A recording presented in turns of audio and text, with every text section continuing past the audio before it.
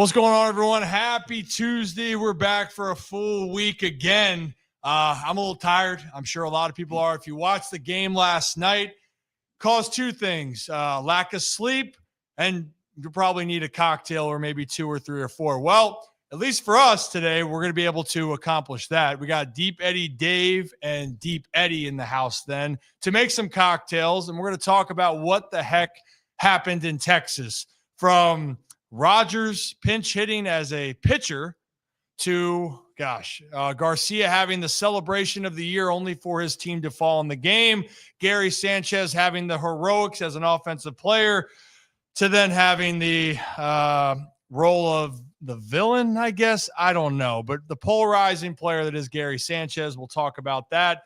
There is a really interesting conversation on pitching, though, that we want to discuss later on in the show, but sandwiched in between there, we're going to have Sean Doyle from Merit Clubs to talk about, well, if you're going to the ballpark, some options if you're looking to still take care of yourself. And if you're in a pinch, how you can do a quick 10 to 15 minute workout. He joins us in about 15 minutes. Oh, what else? Oh, yeah, there was a tight end that went to tight end U. Ravens tight end Charlie Kolar will join us later on in the show. And then, as always, we get off topic, we banter, yada, yada, yada. So without further ado, we'll talk about who's in studio right now. Behind the sticks with a brand new decal behind you, Zach Bollinger. Bolly, how we doing? Feeling good. New decal just dropped. So, yeah, it's a good day. New week, 4th of July week, which is crazy to think we're already here. But, yeah, what a way to start the week. What a great show to start the week. Honestly, it's not the show that I wanted but needed, to be honest. Like, really need to jumpstart this week, and no better way to start this, obviously. 4th of July celebration start early. And Deep Eddie brought the party. Franny, I think, brought everything possible, and I can always count on that. But we got Kevin to the left, and then making his Ryan Ripken show debut, Deep Eddie Dave. Dave, there he is. Thanks for the kind applause, fellas. Appreciate you having me in. 4th of July week, no better time to have some fresh cocktails in studio, right? Yeah, honestly, your timing's impeccable. So, and also, I don't know if your shot in the Papa shot will be impeccable. We'll find that out in the future. But Dave, we're going to have, I think, multiple cocktails that we're going to make, but we're starting with the classic. The first classic one? Yes. We're going right to the orange vodka. Happy anniversary to the Orange Crush. It's been 30 years since this crush started in Ocean City, Maryland. I'm sure some of you might be tuning in from Danny Ocean right now. So we're going to teach you how to make the best crush in the land. Of course, you got to use Deep Eddie Vodka Orange when you're using it. And the reason we do that is because we're the only vodka in the world that squeezes fresh orange juice into the crush.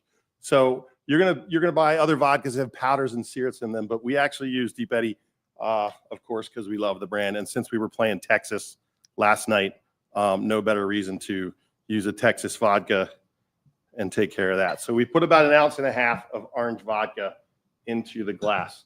Now, behind the scenes, my assistant squeezed some fresh oranges for you. So we made sure we had some orange juice fresh out of the can or fresh out of the fruit. Now, listen, the typical orange crush that you make, you use triple sec. Mm-hmm. We don't do that when we use Deep Eddie because we actually import some fresh Domino's sugar from Baltimore, and we bring it down to Texas where we actually put it in. So you're drinking real fruit juice with a touch of sugar already. So you can cut down the calories and not use triple sec in a Deep Eddie crush. So that's the last part. And then the classic is adding the Sprite on the end. Okay, and that will give you the fresh orange crush. Now, for those of you that like skinny, we can do it with club soda, and therefore you're having Maryland's original orange crush 30 years ago. Beautiful. I feel like awesome. You practiced that. Kevin, can you repeat everything Dave just said? Probably not as good as he did it, but I'm excited for you to make some cocktails. I know you're gonna switch with me, and you're gonna have a time over here. I got to work on my bar talk. Is something I got to go up there. It's like you got to get the towel, get the towel on top. You. Yeah, and you're sitting there. Oh, rough week. Hey, this one's on the house. You want another one? Carol didn't call you back. Orioles almost broke your heart again. Yeah, that's okay. This one's on me. Well, beautiful. That's number one. And then we got the other flavors that obviously we'll get into. And I know the sayings like crab cakes in football, that's what Maryland does, but it's crab cakes and crushes. That's what Maryland does. Boom. Put that on Yeah. a shirt. Let's go. Yep. Put that on a shirt. Put that on the wall right there. But beautiful. So when do I get to sample one of those? So I can bring this one over to you right now. You can just go right in. Oh, perfect. Because you know what? Part of my job. Thank you. Cheers. All right. And part of my job in this whole situation, we got to talk a little bit of sports. And again, our guest, Merritt, Sean Doyle, is going to join us in about 5 minutes. We'll have him on. But who stayed up to watch the game? Show of hands. I know 2 of the people in here. Dave, did you? Yeah. I was up. So everyone was up. Kevin and Zach, they do a reaction post-game show after the game. And I said, that's where I draw the line. I thought the game was going to be over. Maybe it was going to be in the 9th, just because when you're in the 7th inning or the 5th inning, you felt like the Orioles were rolling. You're feeling good. Then it's 3-2. Then it's the error that the guy scores from first on a stolen base, where he takes the widest turn that you're probably going to see. He could have touched the T-Mobile logo on the sign, and he could have been out by 10 feet. He was safe. I broke down that play on the channel. What else happened? The Orioles go up 3, Zach, right? Yeah. And then Garcia on one swing ties it. What else then happened? Luis Vasquez. Emergency pitcher Luis Vasquez coming through for the team once again. What did this game not have, Kevin? I couldn't name you one thing. It literally had DHs. Oh, good one. Chadwick Tromp goes down. Yeah. Trevor Rogers has to be inserted to hit when they said, don't hit Trevor because we need you to pitch. And then, sure enough, what the heck did he do? Swung away. I love his post-game press conference when they asked him about it. They were like, yeah, because Tony Manzolino commented, because I guess maybe there's rumors that Gunnar told him to get one hack in. Yeah. And Gunnar was like, I don't know why this is getting put on me. And then I love Trevor Rogers just going, I had to get one in. And me and Kevin actually talked about this post-game. I brought it up. I was like, you can tell Trevor knew he had one pitch. He had one swing in him, and he did not get cheated. He went for it on that swing. And I told Kevin, I said, if he would have made contact, maybe we got a single over the second baseman. He put a nice swing on it. It was he went for it. He sat curveball, and he got one opportunity. He missed it, but he took his shot. In such an Orioles season, what would have happened or like should have happened is Trevor Rogers pulls his oblique or something on the swing. And then the Orioles will have their 100,000th pitcher that would have been on the IL. No, that would have been too predictable. He would have had to get hit on the toe and like a broken big toe suddenly. It would that's too predictable on the swing. It has to be even more freak injury. It has to be like your pitcher goes up there, loses control of the fastball, hits him in the toe, and they're like, his plant foot has a fracture and done for this. Like that would have been. That would have been wild here. And this is because the rest of the room will see if Dave's paying attention. True or false, Dave? We saw history last night in the American League. We saw history last night. I know this one. Or what is it? If you're curious. Was it Boston Red Sox No, we're inside staying the in park home run? Well, that also Okay. we can go off. We're going to go around Major League Okay. Baseball. Just making Dave is sure. ready. Hey, still But I was ready. saying, since you're watching the Orioles game, Put him on the board. put it on the count it. Was there history made in the Rangers Orioles game? Okay, gapped between snoozes. Tell me what it is. So, but true or false? I have to say true if you're No, challenging me. that's it. So you weren't you were a craftsman. You were working on your craft with the cocktails. History was made last night, Zach, Yeah. in the American League, because even before the rule changes, there was no, pitchers didn't hit in the American League. It was DHs. Yeah. So last night with Trevor Rogers, according to Sarah Lang, with Trevor Rogers and Jack Leiter both batting, Orioles Rangers was the first game with the DH rule in place where each team had a primary position pitcher bat since the DH was first instituted in 1973. So for the first time ever, an AL team both started with the DH and they did not finish with the DH. Wild. And also Jack Leiter was the one that pinch hit in the 11th? The 11th. Yeah. So position players are pitching at the highest rate we've ever seen. Pitchers are hitting at the rates the situations that you never expect them to be in. And also just masked in this was an absolutely entertaining baseball game where the Orioles were able to hold on and defeat the Texas Rangers. I just would have loved to. I really wish, I don't know if it was mic'd up or what it was. I would have loved to see Bruce Bochy have to walk up to the starting pitchers and be like, someone's got a pinch hit here. Like, who wants it? You know it's not going to be DeGrom, even though, weirdly, he's had some success hitting, but you would not do that to your pitcher tomorrow. And I guess Jack Leiter, he hit in college a little, I guess. So he decided to step up and was like, I want the rock. Yeah, he wanted the rock. And before we bring on our guest here in just a moment, Kevin, you guys were there, fans. It's been an emotional roller coaster, to say the least. And I'm sorry that no one else can have this at the moment except me. You're in the building now. Perfect. Dave came through. Dave came through. Sneaky over here, a little sneaky. I know. Dave came through. I was told not to trust guys in orange squeeze shirts, but getting proven wrong by the minute. I was told not to trust tall people, and I'm surrounded by them. So. Wow, throwing that zinger. But Kevin, for the Orioles, emotional roller coaster. Yeah, I broke down on the channel earlier about that one play where I'm glad it didn't cost the team, because a runner scoring from first on a stolen base, that circus, the music's going dun dun dun dun, and usually a play like that comes back to haunt the team. It's happened to the Orioles over and over again this year. That to me is a bigger reason why they are so far under 500. Not the fact that they do have a full roster on the IL, but they did win the game. And if they want to get back into this race, Texas now 3.5 ahead of them. This is a game that they had to have, even though they depleted their bullpen in the process. Yeah, and it feels good to be on the other side of a game like this where, both teams use up their bullpens, but you were able to come out with a win. We've seen plenty of times where, the Orioles, they haven't been able to do anything with these games where they'll use everybody, and then, all of a sudden you're down 3 pitchers and you lost the game. So it does nothing for you. But the Orioles had a couple plays I want to highlight. The Gary one obviously is the one everybody's talking about, but Jackson knocking down that ball, going up the middle to save a run was huge for them.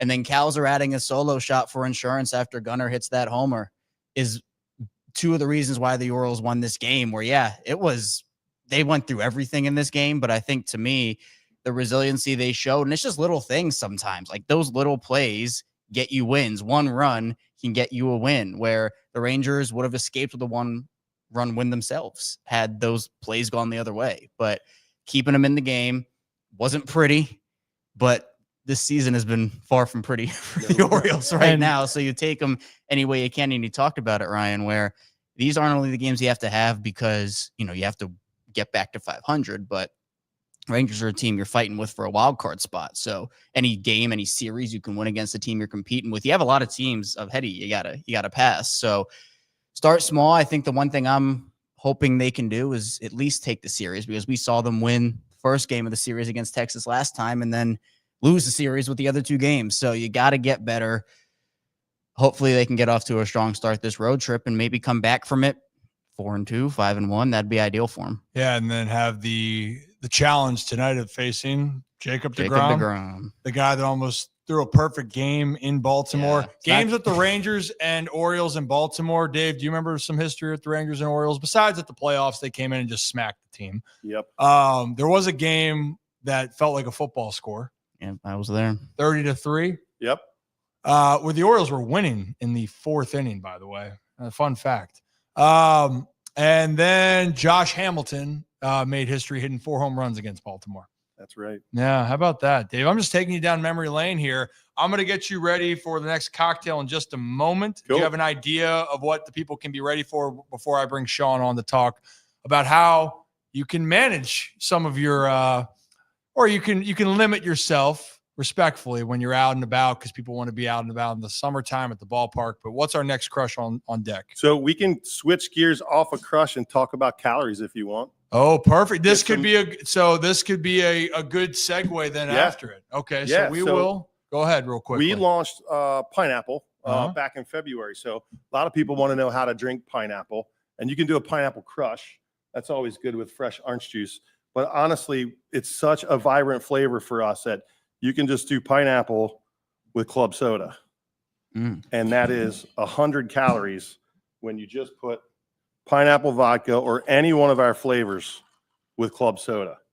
And it's kind of cool because you can build up the drink from a vodka soda with Deep Eddy. Yeah. So you can start with any one of our flavors in club soda. And it's 100 calories in the glass if you're pouring an ounce and a half. Ooh. I tend to do 2 ounces, but if Yeah. you're doing an ounce and a half pour, a true pour, 100 calories in the glass, which is going to keep you skinny, keep you off the Ozempic and whatever else you want to do this summer. But that's the way to do it. And then you can build off this cocktail by adding fresh fruit to it. Adds a couple more calories, but you can smash some fresh fruit.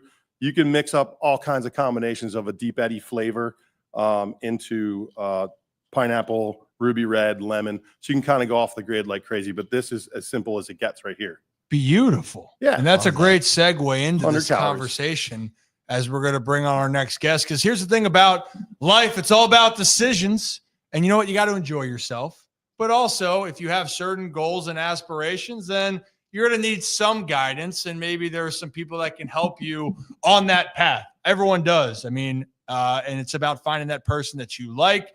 And as everyone knows, we've been working with Merit Clubs now during the baseball season. So I'm glad and happy to bring on Sean. Just give me a thumbs up if you're ready to rock and roll. Boom. Bring on. He is not only just a fitness, but a group fitness director and helps with the wellness over there at Merit Club, Sean Doyle. Sean. What's going on, fellas? How are you doing today? Happy Tuesday. Happy Tuesday. It's a lovely day to be alive. It certainly is. And you know what? We just were going over, if you heard that correctly. Hey, it's summertime. It's 4th of July. People like to indulge, maybe overindulge, depending on the circumstances. We got a lot of different things we'll talk about here. But one of the things that you guys offer and that are as a part of it is overall wellness, fitness, Sure. and then also some guidance, right, on trying to make decisions on maybe should I have 1, 2, 3, 4 of these. Or maybe when you're out and about, like at a ballpark, of things you should try to, if you're looking to watch what you're eating. For sure. Yeah. So I think, you guys hit it kind of the nail on the head, right?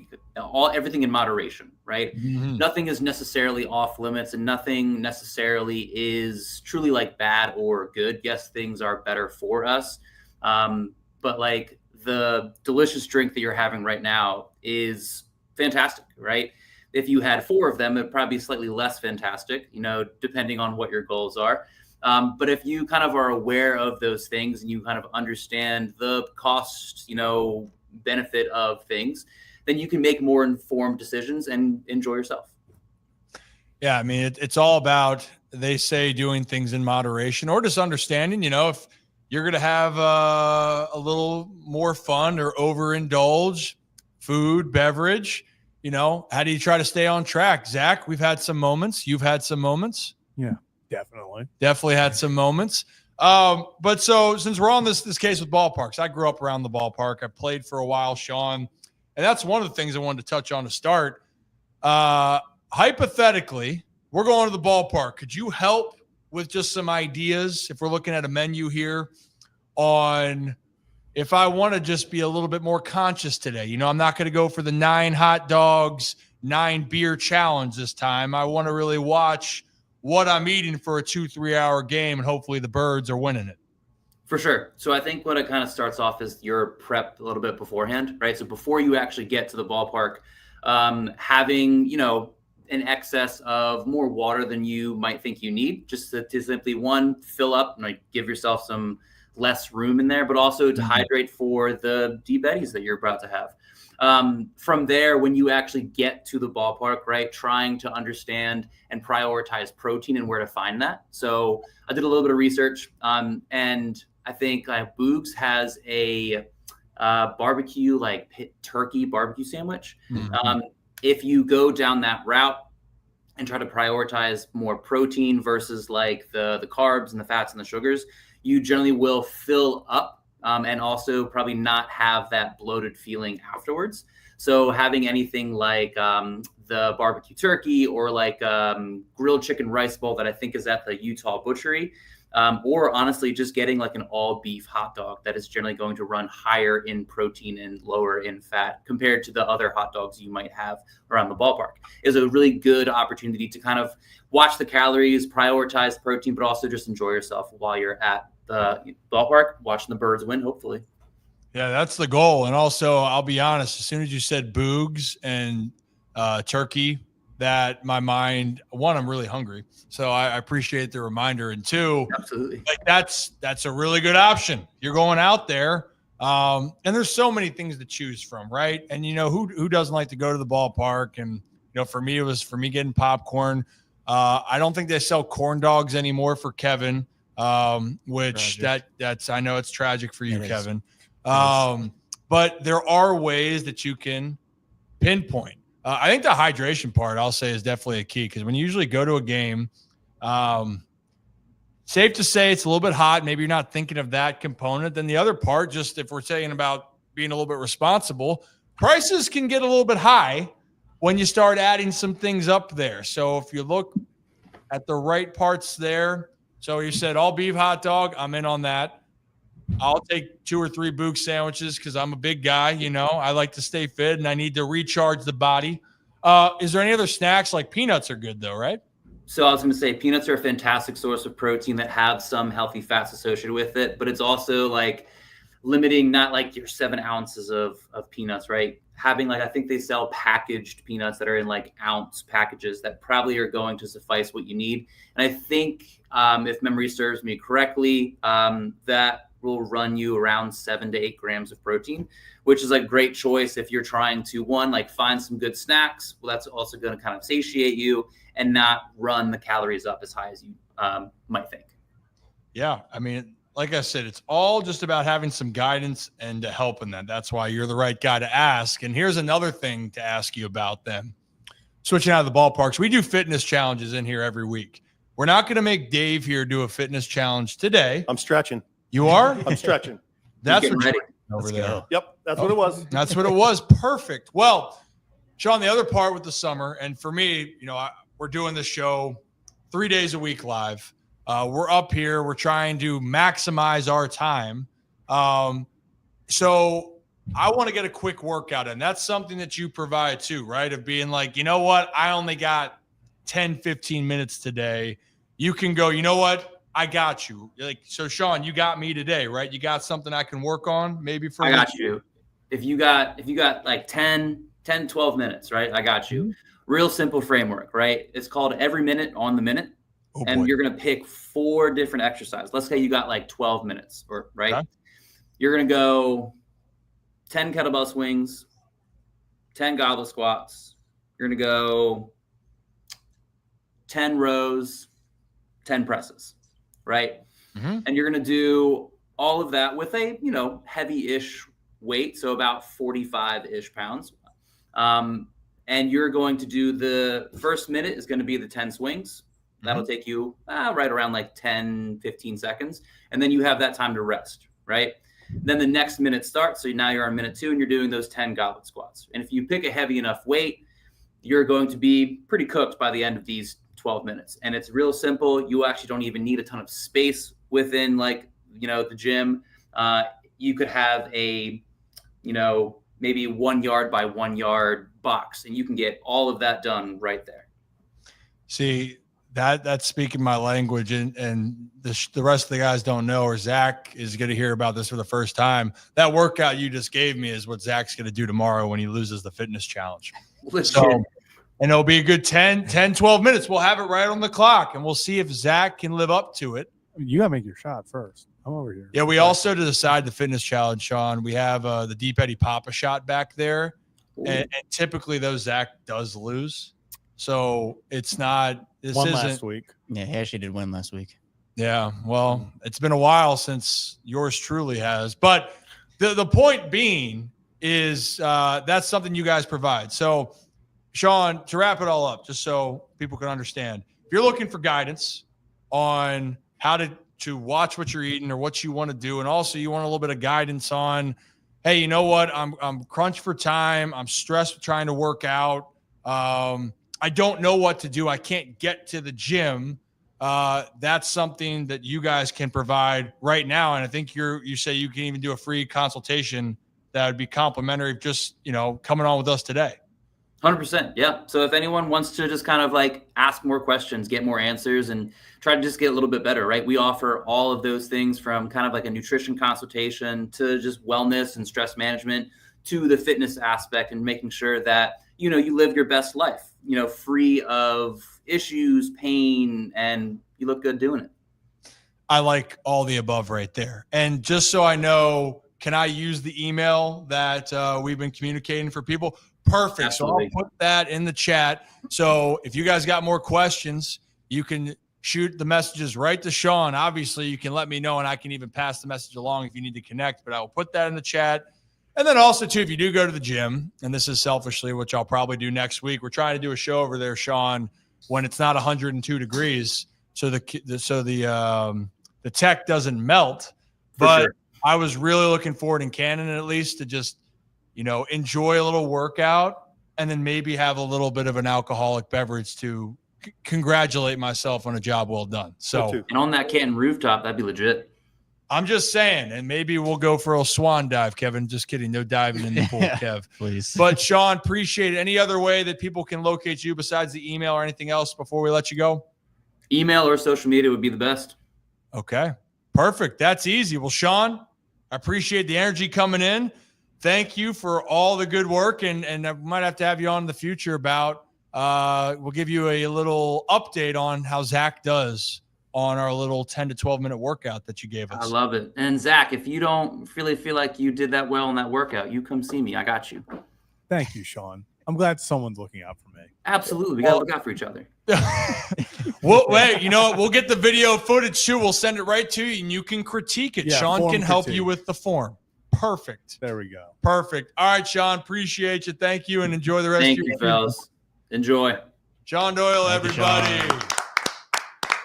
See, we're all about people helping people in here. You It's know, gonna be so fun when Ryan loses the challenge tomorrow. hey, you know what? If I lose, I accept it. You know what? I like to get out there. Zach, did you get up at 6 a.m. to work out this morning? No. but Oh, I- you didn't? No, I Some didn't. got better today. you know, Some got still better made today. my way. Still made my way. To what? To the We made the studio? gym. We made the gym this morning. All Not right. at 6 a.m. That didn't happen. Well, perfect. Well, But you before, and we made our way before. well, maybe you and Dave can get limber and then do a little bit of a That workout. thunder was the lies. Did you hear that? Yeah, a lot of lies. Oh, I heard over that. there. Soon I'll be doing wind sprints in here. That's how we're gonna get through. I see some people posted about Navy burpees. That I don't want to put Dave. I feel like that's Holy. people have wanted to see those for a while now. People have been I feel putting like those people in have been wanting those. For a long time. Yeah. But you know what? For those that have followed us for a while, we'll probably get to it because we always end up doing kind of what our community wants us to do. And then we use this wheel to spin it to get it a little bit crazy up in here. But if you're new to this community, hit that like and subscribe button. Ryan Ripken Show. We're live every Tuesday, Wednesday, Thursday on YouTube, X, and Facebook now. Shout out Facebook. We're starting to figure it out a little bit. We also are on Spotify, Apple, wherever you get your podcasts. So when the episode ends and you go, I'm driving, I want to be responsible, but I want to listen to this somewhat intelligent or somewhat ridiculous banter, however we want to look at it, then it's available there. We just ask, leave us a review and help us get the word out on that. And then, yeah, we're all over social media at The Ryan Ripken Show, Instagram, Facebook, X. Am I missing somewhere? Facebook. Did I miss that again, or did I say Facebook already? No, you said Facebook. All right, we're on Facebook, if I didn't say it already. All right, before we get into our next baseball conversation, can I sample the pineapple, or what do we Yeah. got? What do we got cooking over there? You know, I'm going back to pineapple, which is on that club soda drink we just did.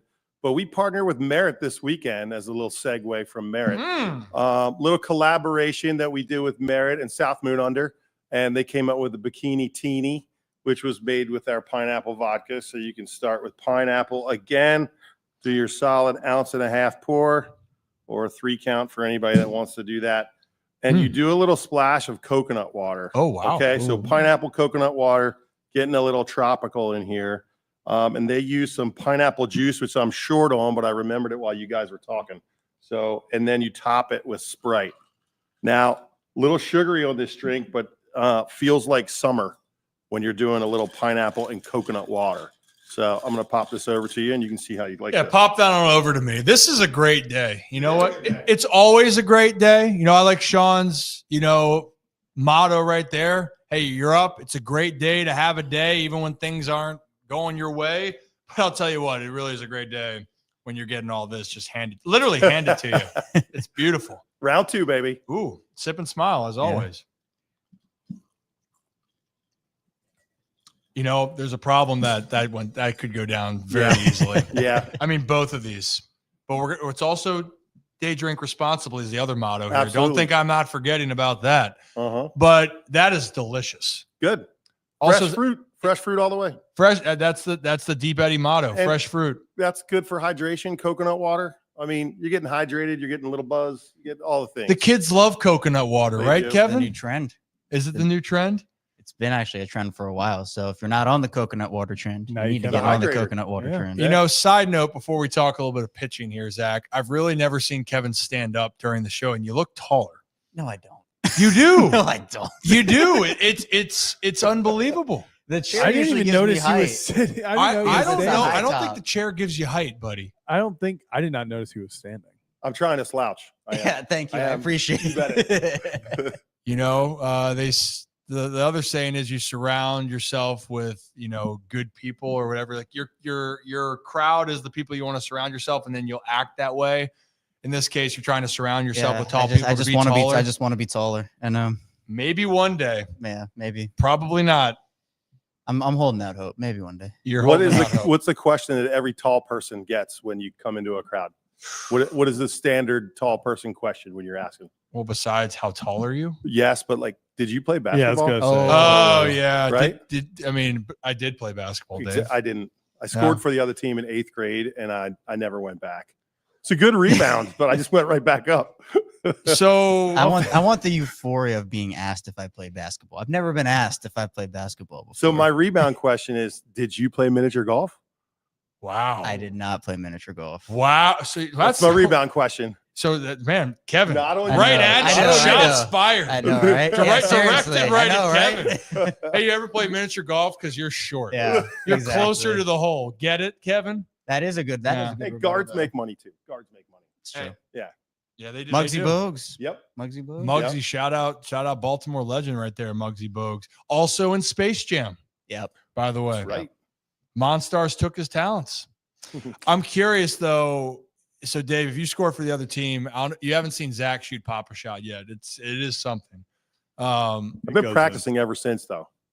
You've been practicing ever since. What is your high score you think on that, on the pop a shot? I mean, you said it was 116. That is the current record. Wow. I mean, if I broke 100, I think that would be awesome. But Okay. I'm going to go for it. Okay. Then Let's go. we'll test Let's it go. out here Yeah. for sure. I got reach. So we got 2 cocktails down. How many other ones do you think we got in store today? We didn't do the founding father cocktail, which we can do. And we say that because our founding flavor is Deep Eddy Original. So we use all of our base for all of our flavors is real vodka. It's not neutral grain spirit. So this is the base for everything that we do. So we put original vodka in the glass, no real calories in that thing. So that's nice. Now, when we do this, we actually take some fresh fruit because this is founding fathers. It's 4th of July week. So we'll throw some American berries in there, like blueberries and wild berries and some raspberries for that red color. And honestly, I'm going to take the butt of my knife because my muddler is missing, and you smash them up a little bit. Okay. Now, what you have right now is kind of a tart cocktail because it's just plain vodka and some tart fruit with a little bit of sugar in there. So we actually have to add a little bit of sugar. Quiz time. What is simple syrup? Do we know what simple syrup is? It's sugar water. Sugar water. Yep. Cup of sugar and a cup of water. You can boil it and make it yourself. So you want to sweeten the drink a little bit with sugar water. Okay. And then you just top it with club soda. And that is quite a refreshing drink. So, I mean, you can open up your refrigerator at any time and pull out some fresh fruit and just flavor vodka yourself. So who gets the founding flavor drink? Who gets it? I feel like Zach's been left out. Zach- Let's Yeah, give I'll it get to a Zach. Coming Let's to you, give it Zach. Look at that. Also, founding flavor. I got to agree with Franny. That just rolls right off the tongue. You know, it's funny I've told you guys during football season for tailgating, we do the live show and we have people call in. We've had people call in with their bottle of Deep Eddy just in the photo. Love it. So it's rubbing off here. And then also on the show, Brad and Zach like to sample the seltzers This is Yes. incredible. to make sure. We have to make sure they're good. It's We true. do. What are we gonna do if We they can't go Never, endorse it. never a doubt. Someone though. has to make sure they don't go bad in the fridge, you know? That's true. So someone has to test them. Yeah. It's a- just you know, regular berries you buy in the front of the grocery store. Just smash them up a little. love it. This is awesome. There you This go. is fantastic. I'm really And an incredible surprised. name. Founding Flavor. Founding Flavor's brilliant. Founding Flavor, Kevin. Love it. Love You it. know what? I didn't even give you I got an American flag to go in there. Franny equipped me with some fireworks, so I'm bringing those over for the cocktail. We got to have those. Oh, You got to get the full experience. All right, let's see it. Let's see it. Let's see it. Oh, look at that. there we go, baby. You take your eyes out of it. Take your eyes out of it. Come Hey, on. move your finger a little bit for a second. So it's vodka is for fun. There it is. Look at that. Founding Flavor Fun. The 3 F's here You're at on the your second studio. cocktail. It's all right. Whoa, okay. Moderation, hey, Dave. That's Yeah. right. You know what? It's been a long day. Okay. I don't know if you heard, I worked out this morning at 6 in the morning and stayed up to watch the Orioles make the comeback where pitching looked good at times, pitching not so good at times. Zach, I know one of the topics that we did want to talk about baseball wise was this conversation around pitchers and control. And, you know, there's the old school saying these guys don't know how to pitch. There's the new school saying, well, they're just better now. What are you talking about? They can go out there and do anything and do more than what those older generation pitchers could do. And actually, I think Carlos Pena on MLB Network had this discussion just today on this whole conversation around pitching discipline and what to make of all of it. So let's play that clip real quickly. Did the Red Sox see something? What happened to Chase Burns? You know, there was some talk about him tipping pitches, you know, which is interesting. And you saw this stuff going on, like, hey, you know, maybe he's close in his glove a little bit too much on the slider, then he keeps it a little bit wider on the fastball. But let's go ahead and just take a look at the fact that he was throwing fastballs out over the plate, and he did not sequence well. See, I'll say this until I'm blue in the face, and I hope this becomes a banner, you know, for pitchers. It is not about better stuff. It's about utilizing your stuff better. I mean, you can throw 100 and still get lit up. You can have the nastiest slider and still get lit up because it's about pitches working in synergy. It's about sequencing. It's about tunneling. It's not about just throwing gas. How many examples do we have of guys throwing 100 miles per hour that get hit? Your margin for error is larger if you have great stuff, John, but it's not necessarily a guarantee that you're going to succeed just because you throw absolute gas. Did they So I agree with Carlos in saying it's not about how great your stuff is. It's how do you make your stuff better, right? That was the kind of line around that. Because at the end of the day, you have better stuff, you can get away with more. But that's been a problem nowadays when you're looking at velocity versus off-speed pitches.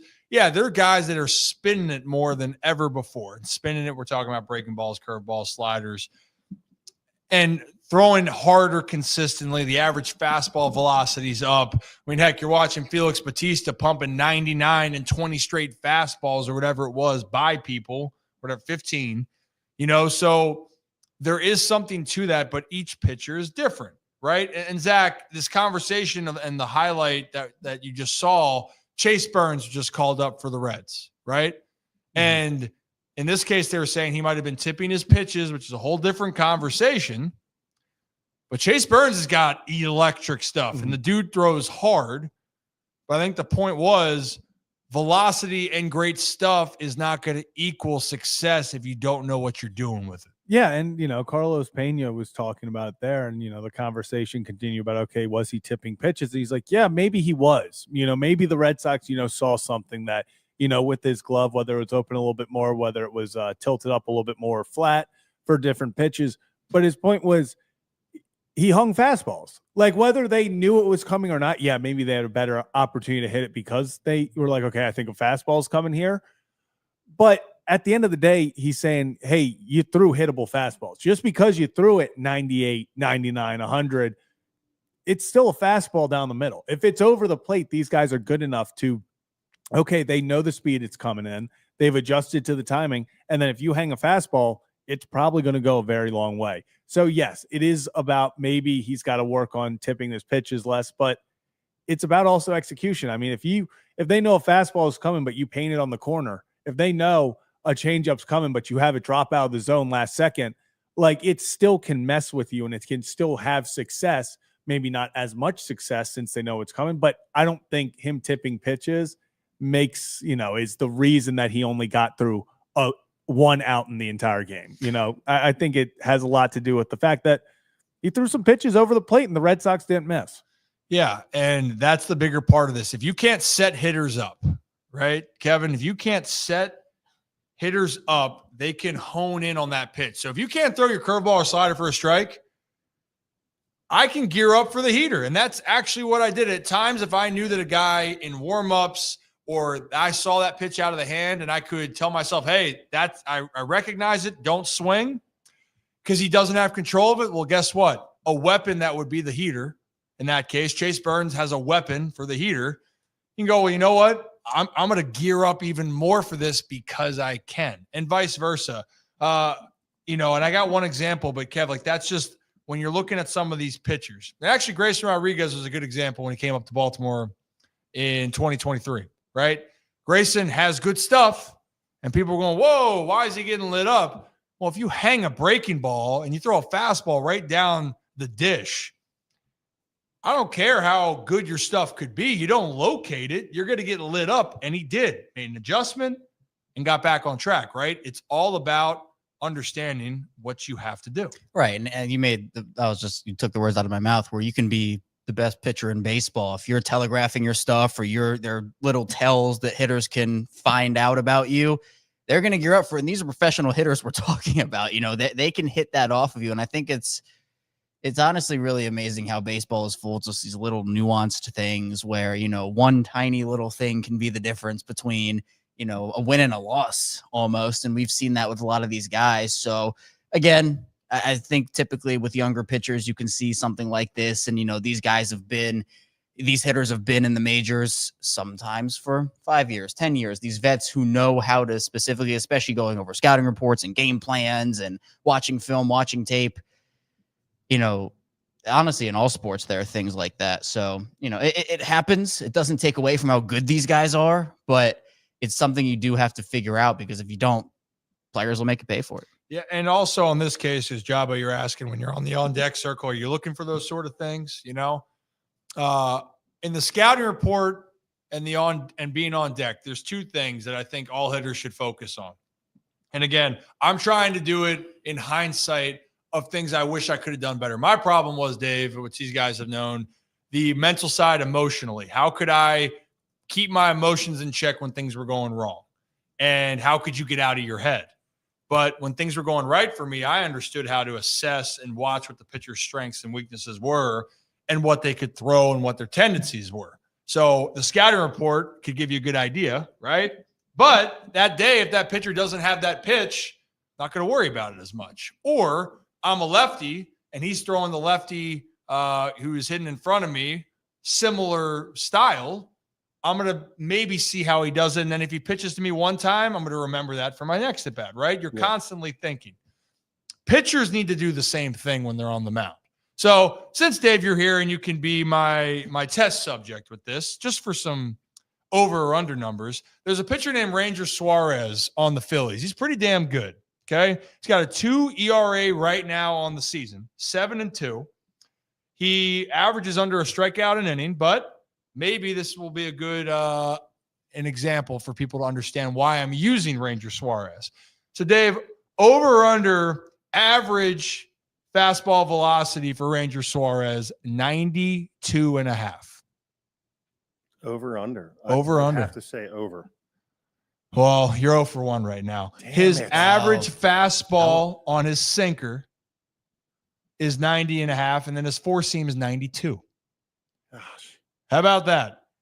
How many pitches? Registering 98s these days? He's throwing 90. Yeah, honestly, right? Yeah. So here's the thing: over under his pitches. Over under, he has 4 pitches in his arsenal, and an under 2 ERA. Mm-hmm. Over or under how many pitches he throws, different types of pitches. I'm going to say under. Over. 0 for 2, Dave. You know what? 3 now. Yeah, you're doing great. I don't care what I can Zach make a good is saying. cocktail, though. You can, and that's your saving grace. That's all that matters. Thank God. And that's your saving grace. But Ranger Suarez has 6 different variations of his pitches. He has 3 different fastballs and 3 different off-speed pitches. But it's a guy that only throws 90.5 miles an hour average on his sinker, 92 on his heater. So what's that telling you? He's locating his stuff. There was an at-bat the other night where Matt Olson's one of the best left-handed hitting first basemen in the game. And Matt struck out, and Rangers walking off the mound laughing at him. Like just laughing. And Matt says something back in his mind. And essentially what I took it as is that Ranger had him domed up. He had him thinking so much about what he's going to do. And that's why Rangers having success. He had a 3.46 ERA last year, very solid year, already off to another great start this year. But the point being, you don't have to throw 95 to have success. But if you don't, you got to know what you're doing. And if you throw 95 and above, how do you maximize that? Because you can be good to great or good to average or below average just by understanding how you pitch. Does that make sense to everyone here, Zach? Am I making sense to you over there? Sense. I am. Yeah, it's not just it. And it's like what Carlos Payne was talking about. It's not the quality of stuff; it's how you use your stuff. So you can have, we've talked about guys who throw 101, 102. It's over the heart of the plate. It's over the heart of the plate. Some of the best pitchers, they throw 102, but it's when you're looking 102 and they hit you with an 85-mile-an-hour changeup off the corner, and you're diving, you have no chance, and they make you look silly. It's that kind of mental stuff, like you were talking about with Ranger Suarez, Matt Olson.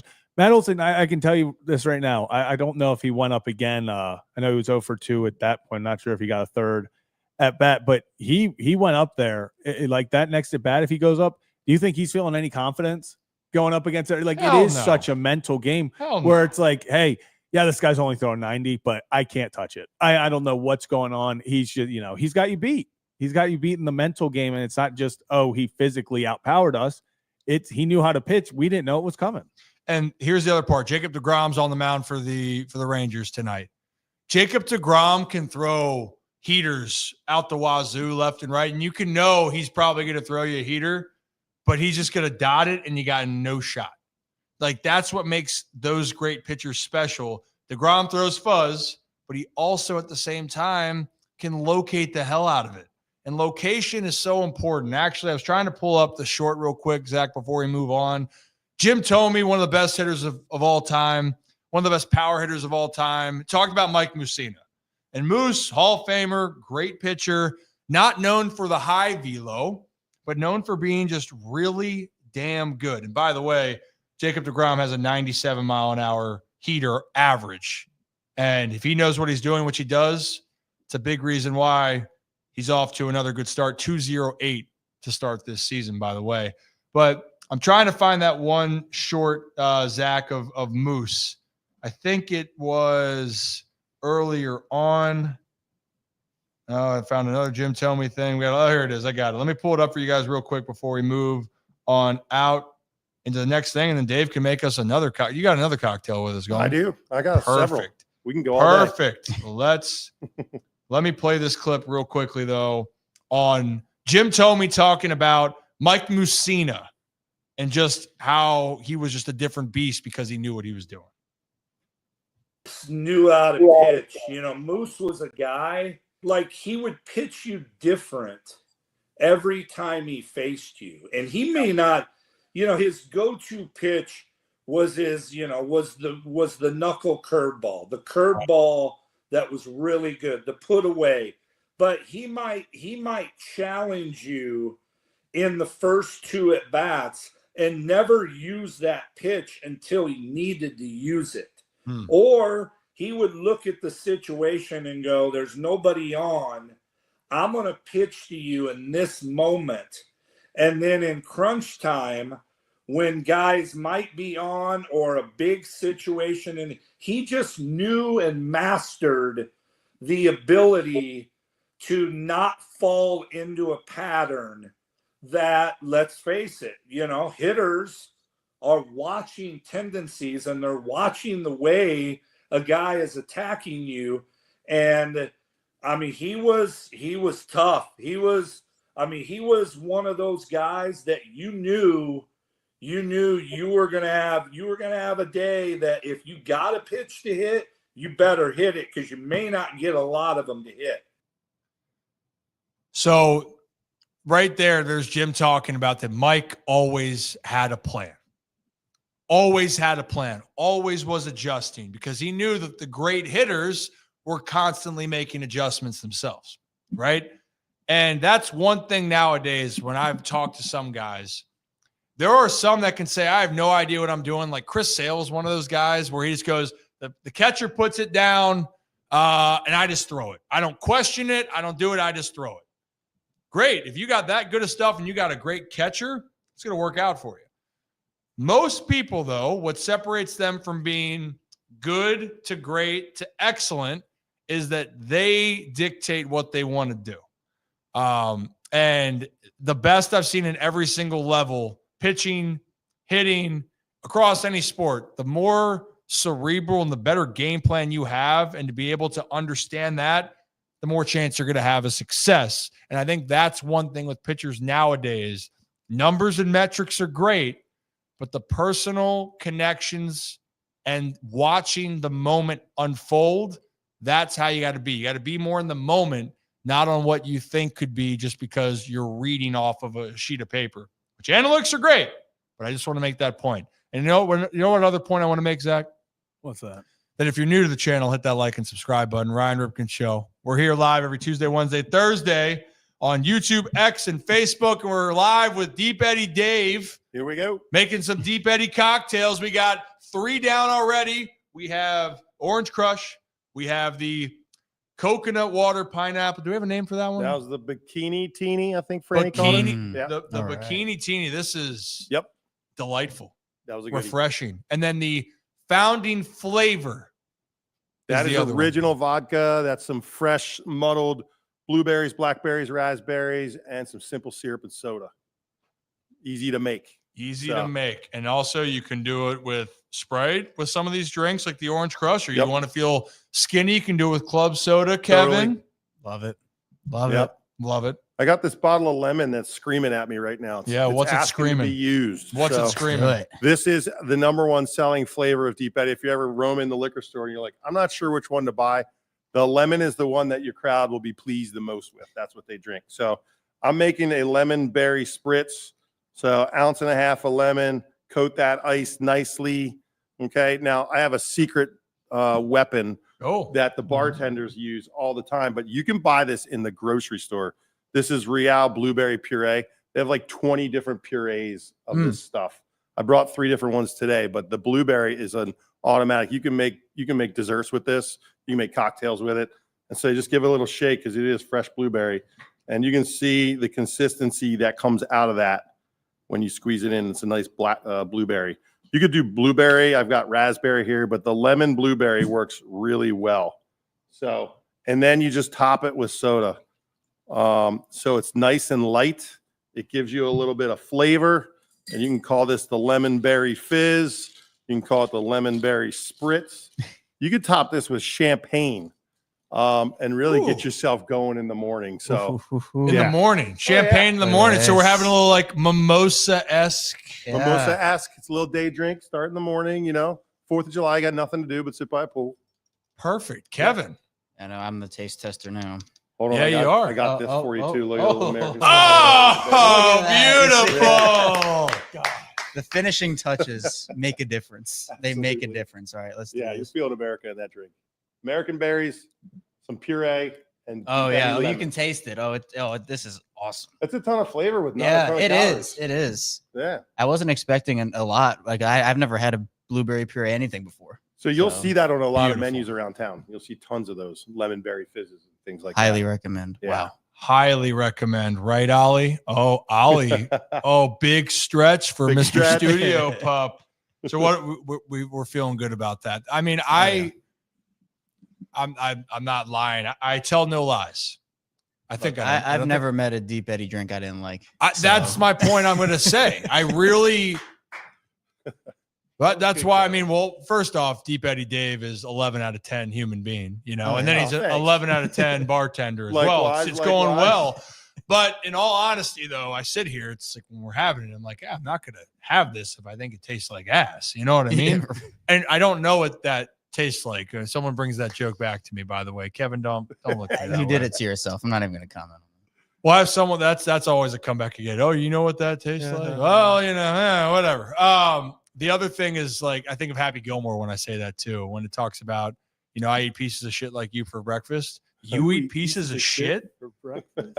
Would you have known that quote, Kevin, if I had said it? No. Oh No. So, Dave, it's a hard thing in this studio with doing movie quotes with this group. It's a good thing, though. They don't know.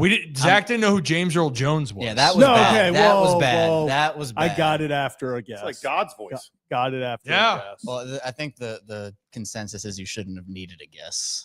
Okay, well, you know, Kevin, I got it. So at Well, the end of the day, you know, it was Not how you it was start, a it's how you half point. finish. all right? Exactly, Yeah, Kevin. okay, Exactly. all I right. didn't start out great, but we Yeah. finished hot. Good we finished recovery. hot. Good recovery. That's what I do.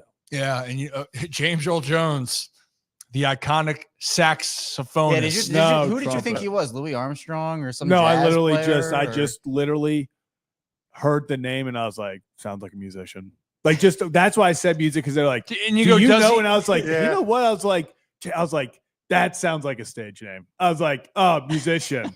And they were like, no. And I was like, wait, that name does sound familiar. And then I remembered it from Sandlot. I was then told not what Okay. he is known for. Well, I mean, he is Well, known he's- for that. yeah, he's in he's Field in- of yeah. Dreams.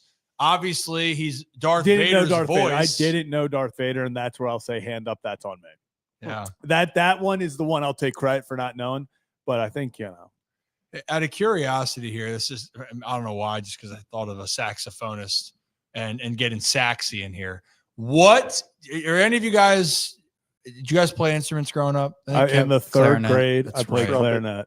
Played clarinet in the Barely. third grade. You can make a whole band out of all Wait, of us. Look at us so, go. so going around the room. So Kevin's a clarinet. Dave, you were a Trumpet. trumpet. I Zach, was clarinet for a year. I was the recorder. So we See, all look at- have a different. Look at us. Well, no, Zach and I would be the woodwind section, Yeah, and then got the brass over here. and the And then- Here plastic. comes hot cross buns. Yeah. Yeah, that's exactly it.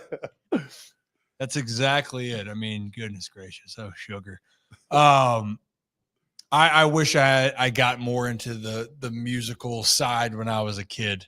Definitely don't have the singing voice, as you guys have seen that and heard that in the past. But saxophone is actually something I would want to know how to play. I just think there is such a groove to that. I don't know. Maybe that's just me. So maybe you've inspired me, Zach. Maybe over the course of this time here on the show, I'm going to get saxy. Well, and I want to give a shout out to Zach too, because Zach is a man of many talents. He can also play the harmonica. I forgot I ordered a harmonica until you just brought Yeah, it's that the up. biggest disappointment ever. He said he was going to learn Orioles magic for the show, and he never did. For you as a saxophonist? No, it was a harmonica. No, I ordered a harmonica that's right, in the you middle did. of last year's kind of downtime when we were losing a lot of games towards the end. And I was trying to get the vibes back. So I bought a harmonica live on the show, like we were talking about. And I was like, screw it. So I went to Amazon, bought one. It showed up like 3 days later. I got to find that.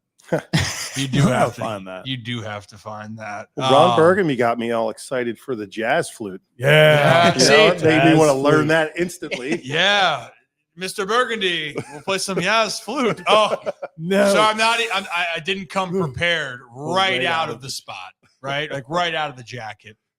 That actually, I'm with you on that. So saxophone and jazz flute, Yep. not regular flute, No, jazz. Jazz flute. flute. It's a big difference here on the show. We like to have fun sometimes because other days, you know, when things aren't going well in Baltimore, and it's Zach's fault because they lose, or it's my Yeah. fault because everyone's not fired yet. Ownership hasn't changed yet. Again, overall though, it's a long run for baseball. The Birds are battling, and always here we like to have fun. We've had some great guests already. If you missed the interview, we just had Ken Griffey Jr. That interview is out right now. We released it Sunday night. We have Charlie Kolar, Ravens tight end, joining us in about 10 minutes or so, just to get him caught up more so. Honestly, I know he's down at tight end U with all the tight ends and working on their game and craft. more so, I want to talk to him about the case study that is long snapper Nick Moore, because a lot of people have wondered, is he ever coming back on the show? Is Charlie actually more of a staple for the show than Nick, because Charlie now will match Nick's participation on the show for the summer. Yeah. So it Has might Nick even been on this summer? 1-1. honestly this summer Has it'd he just been- be Charlie. He hasn't been on. When Yeah. was Has the he last even time seen the new studio? No. No, Wow, are it's you been- that kidding was me? done in Are you August. It's kidding been me? that Papa Shot? long. He hasn't been in here to do the Papa Shot It's, yet. it's been almost a year then since he's It been literally- here. we did this Wow. last August and he's got to be in here. Wow, I didn't realize it was that long. Yeah. It's been that long since Nick Moore has come into the studio, and time's running out a little bit because Ravens and football season is 2 months away. Heck, tailgating. Shout out Deep Eddie. I think we have some ideas. We do. We have some ideas for the fall. Mm-hmm. Also, side note real quickly before Charlie comes on, what the hell happened in the last 48 hours, 24 hours with Pittsburgh again, making moves? I've actually asked Pittsburgh fans, does this make you feel like you're more of a contender? And be honest, do you like the moves? Because they got DK Metcalf, right? Traded away Pickens, and you can say for all the reasons. You already had Pat Freiermuth. Well, then you add another tight end in Jonnu Smith. You don't take a quarterback till the 6th round with Will Howard. Aaron Rodgers, it says it's going to be his last year more than likely. So it's a stopgap year. The defense is a little bit older. You acquire Jalen Ramsey, who is a beast, but he is 30 years old. So you have Slay, Ramsey, and in the process, you give up Minkah Fitzpatrick, which I know some Steeler fans said he went a little bit rogue on the defensive side or didn't stay to his assignment. He's still a Pro Bowl, all-pro type caliber player, right, Kev? So I don't even know. I mean, to me, I like the moves in a vacuum. I worry about Pittsburgh's defensive identity because Minkah has fallen off the past couple of years in terms of production. He hasn't really been the same player, at least not when he first came to Miami. I just think Pittsburgh is moving too laterally for me, where, if they're trying to go all in or trying to win, because clearly we said, Ryan, the roster's getting older. I liked them getting Metcalf to pair with Pickens. I liked that move for them because last year it was George Pickens and friends. Who else was getting the ball thrown to him by Russell Wilson and company? And so you add another guy next to a guy and you're like, okay, this makes sense. And then I get why they traded him away. There was the off-field stuff and the contract was coming up. I understand it. But now you're essentially just back to DK Metcalf and friends. And it's the same type of conversation. And then same thing with Jalen Ramsey. They get Jalen Ramsey and you're like, okay, hey, add him to that secondary. A lot of good pieces in there. Oh, but it's for Minkah Fitzpatrick. Again, you're adding talent, but you're taking talent away at the same time. And for a guy like Jonnu Smith, I think it's fine with Freiermuth and Smith and Darnell Washington in that room. But I think if you're truly trying to compete with the Bills, the Chiefs, the Ravens in that AFC, you need to stack talent, especially when who knows what's going to happen with TJ Watt and that contract. Exactly.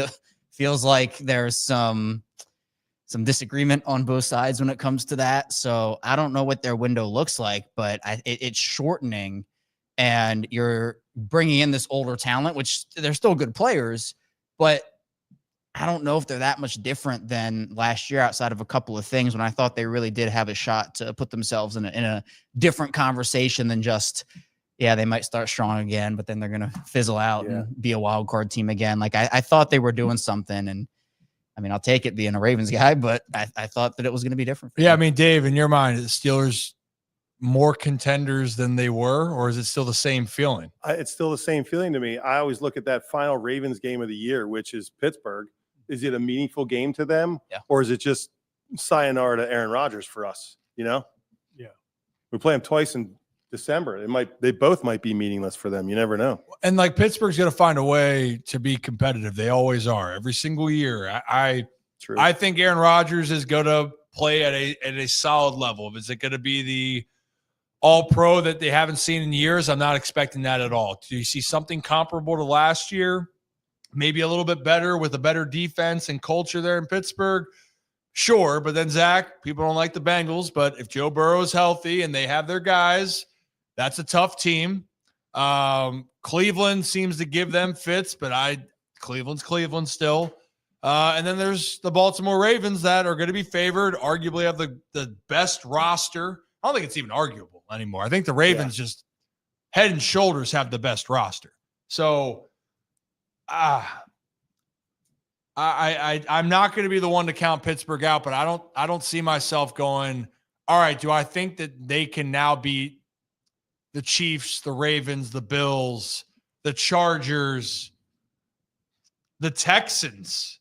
You know, like there's still a list of teams that I don't know if I still think that they're going to go out there and win. If their goal with all these moves was to end there, I think it's up to 8 years since their last playoff win. If their goal is to get past that hump with this roster, maybe. But I've seen people be like, oh, they're, a Keenan Allen signing away, or, whoever from, oh, they're suddenly contenders. I don't see them. Maybe a slight upgrade here and there, like you said, Kevin, but it seems every move seems so lateral. Like it seems like, okay, you get Jalen Ramsey, that's awesome, but you took away the guy that everyone was super hyped that you were pairing him with. Okay, you get DK Metcalf, great, but you send away the guy everyone was super excited you were pairing him with. And it just feels like they kept making the right move forward, and then the aspect that made it the right move, they're like, yeah, but we do have to get rid of him. And it's like, okay, you're getting older. Like the Steelers got older this year.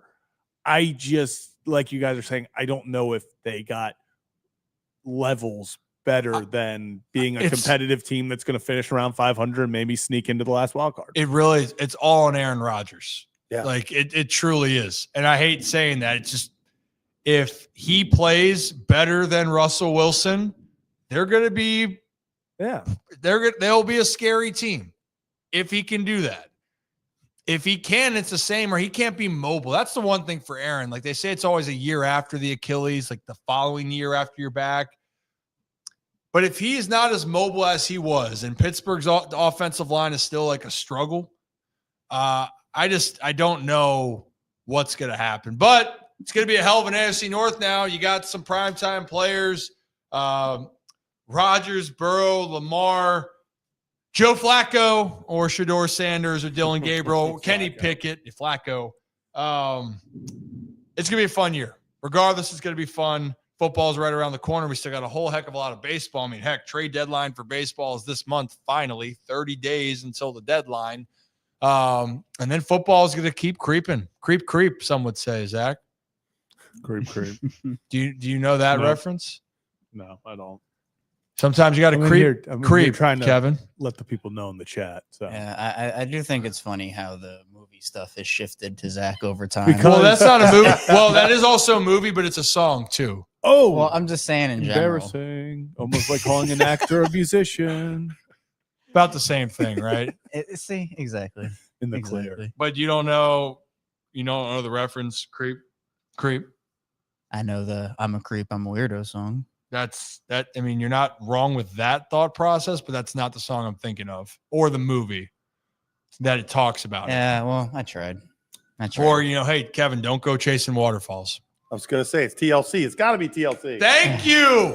See, don't go Does it chasing feel good to have other culture people around you? Yeah, it's usually Kevin doesn't think he's a 90s baby, but he is. He's like us in the 2000s because I was born in 98, so I like to give the people Radiohead's 90s.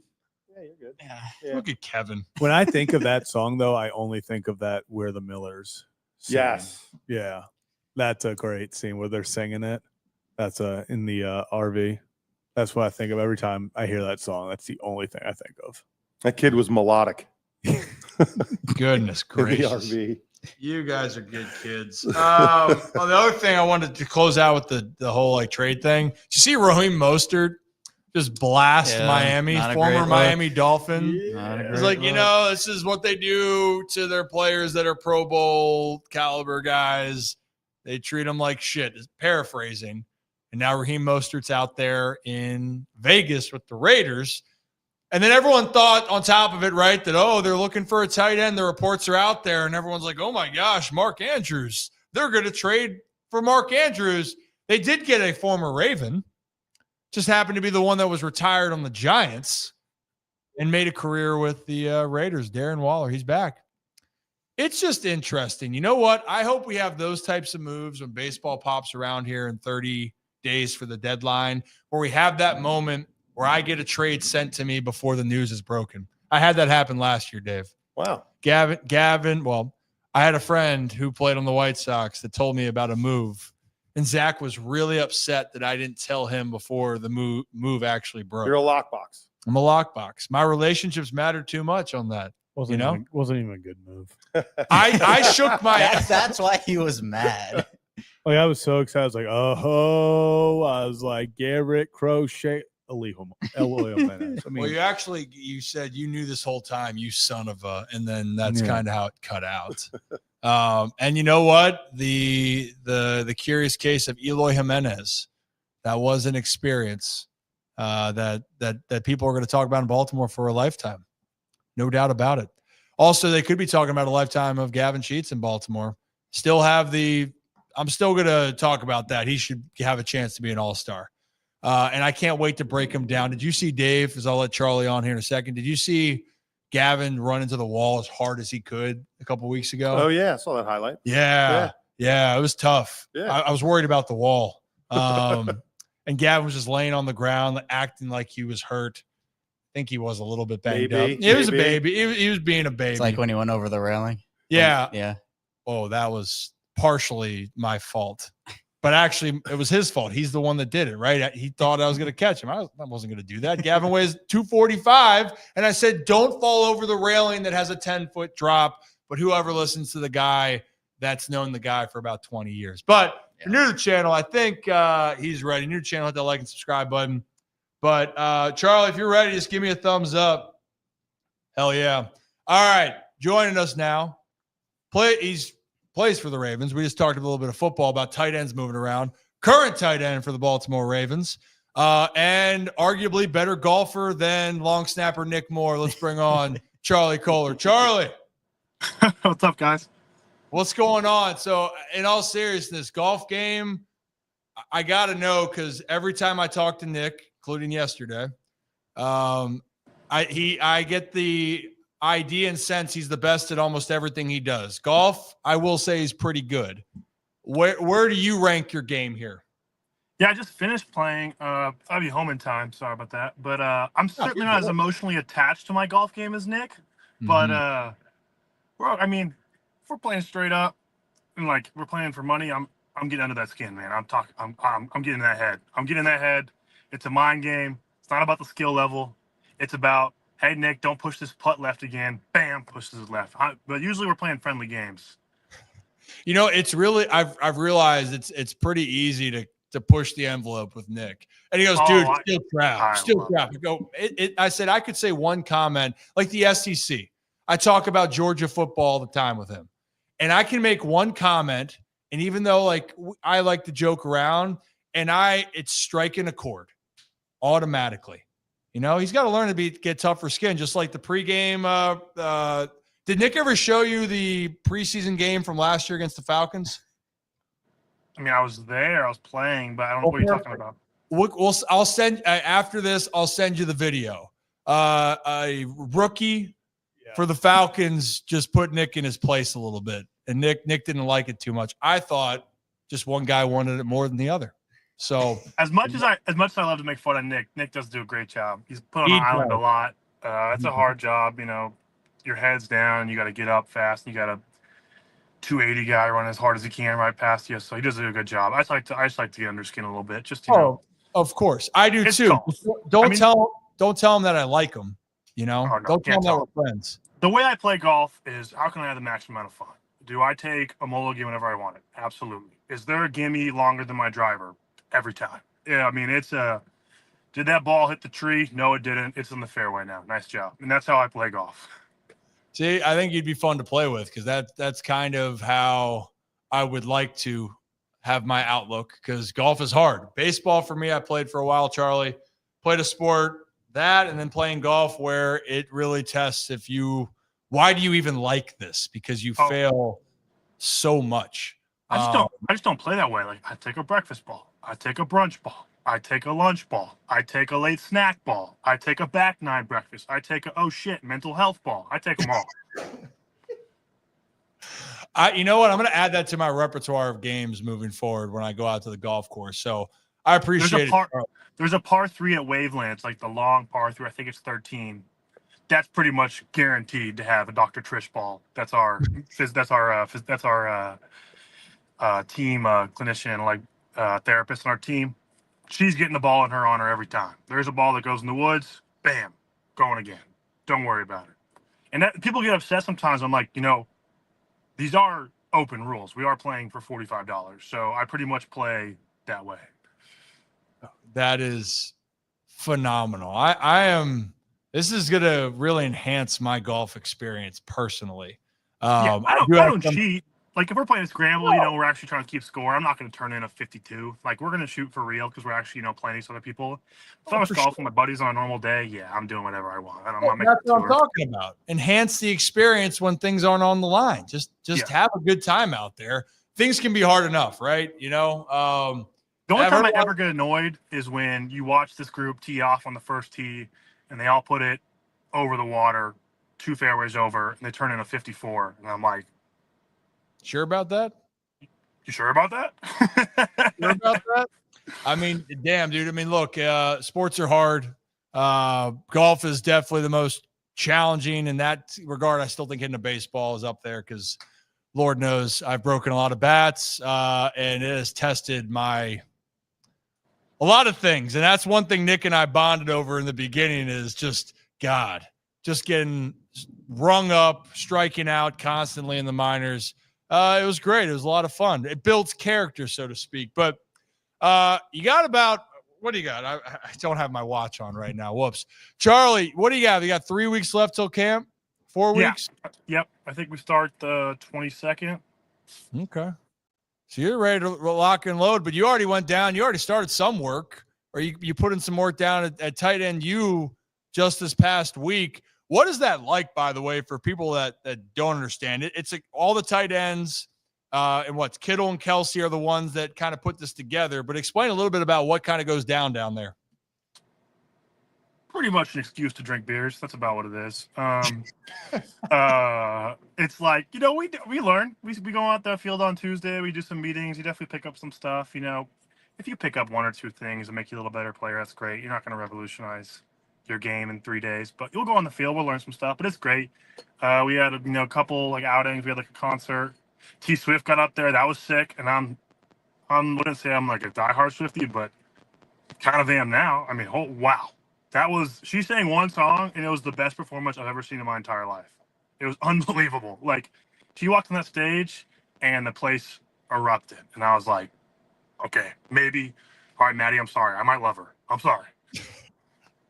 So I went to my fiance and I went to a concert with her family in Milan. We were over in Italy, and I always like T Swift music, but sometimes I'm like, okay, there's so much after time. Then I went to the concert and I'm like, okay, that was pretty damn amazing. Would I pay for it? Would I pay to go again? Absolutely. Like, it was dynamite. Do you remember the song that she sang then the other night? Is my mic sound okay? It sounds kind of scratchy on mine. Does it sound okay? It's a little scratchy, but it's okay. Let me see if I can shove it. You look good, though, at least. That's half the battle. It is pouring outside, by the way. It is monsooning here. Not better. That's a little worse now. Oh, fuck. I'm sorry, guys. It's hot as shit in here. Yeah, I mean, well, I feel bad, Charlie. I mean, I don't want you to get overheat in the car. Yeah, I think I'm going to overheat. I feel like I'm in training camp practice right now. Well, we need you to be ready for training camp, And we could. This is terrible. I'm sorry. It was awesome. We got Maddie a picture with her. It was great. She killed it. She sang "Shake It, off. It was great. It's kind of fun to meet. And then they had a couple other people afterwards, like Luke Combs, Jordan Davis up there. They were great guys. I just like to, Theo Vaughn was there. He was super cool.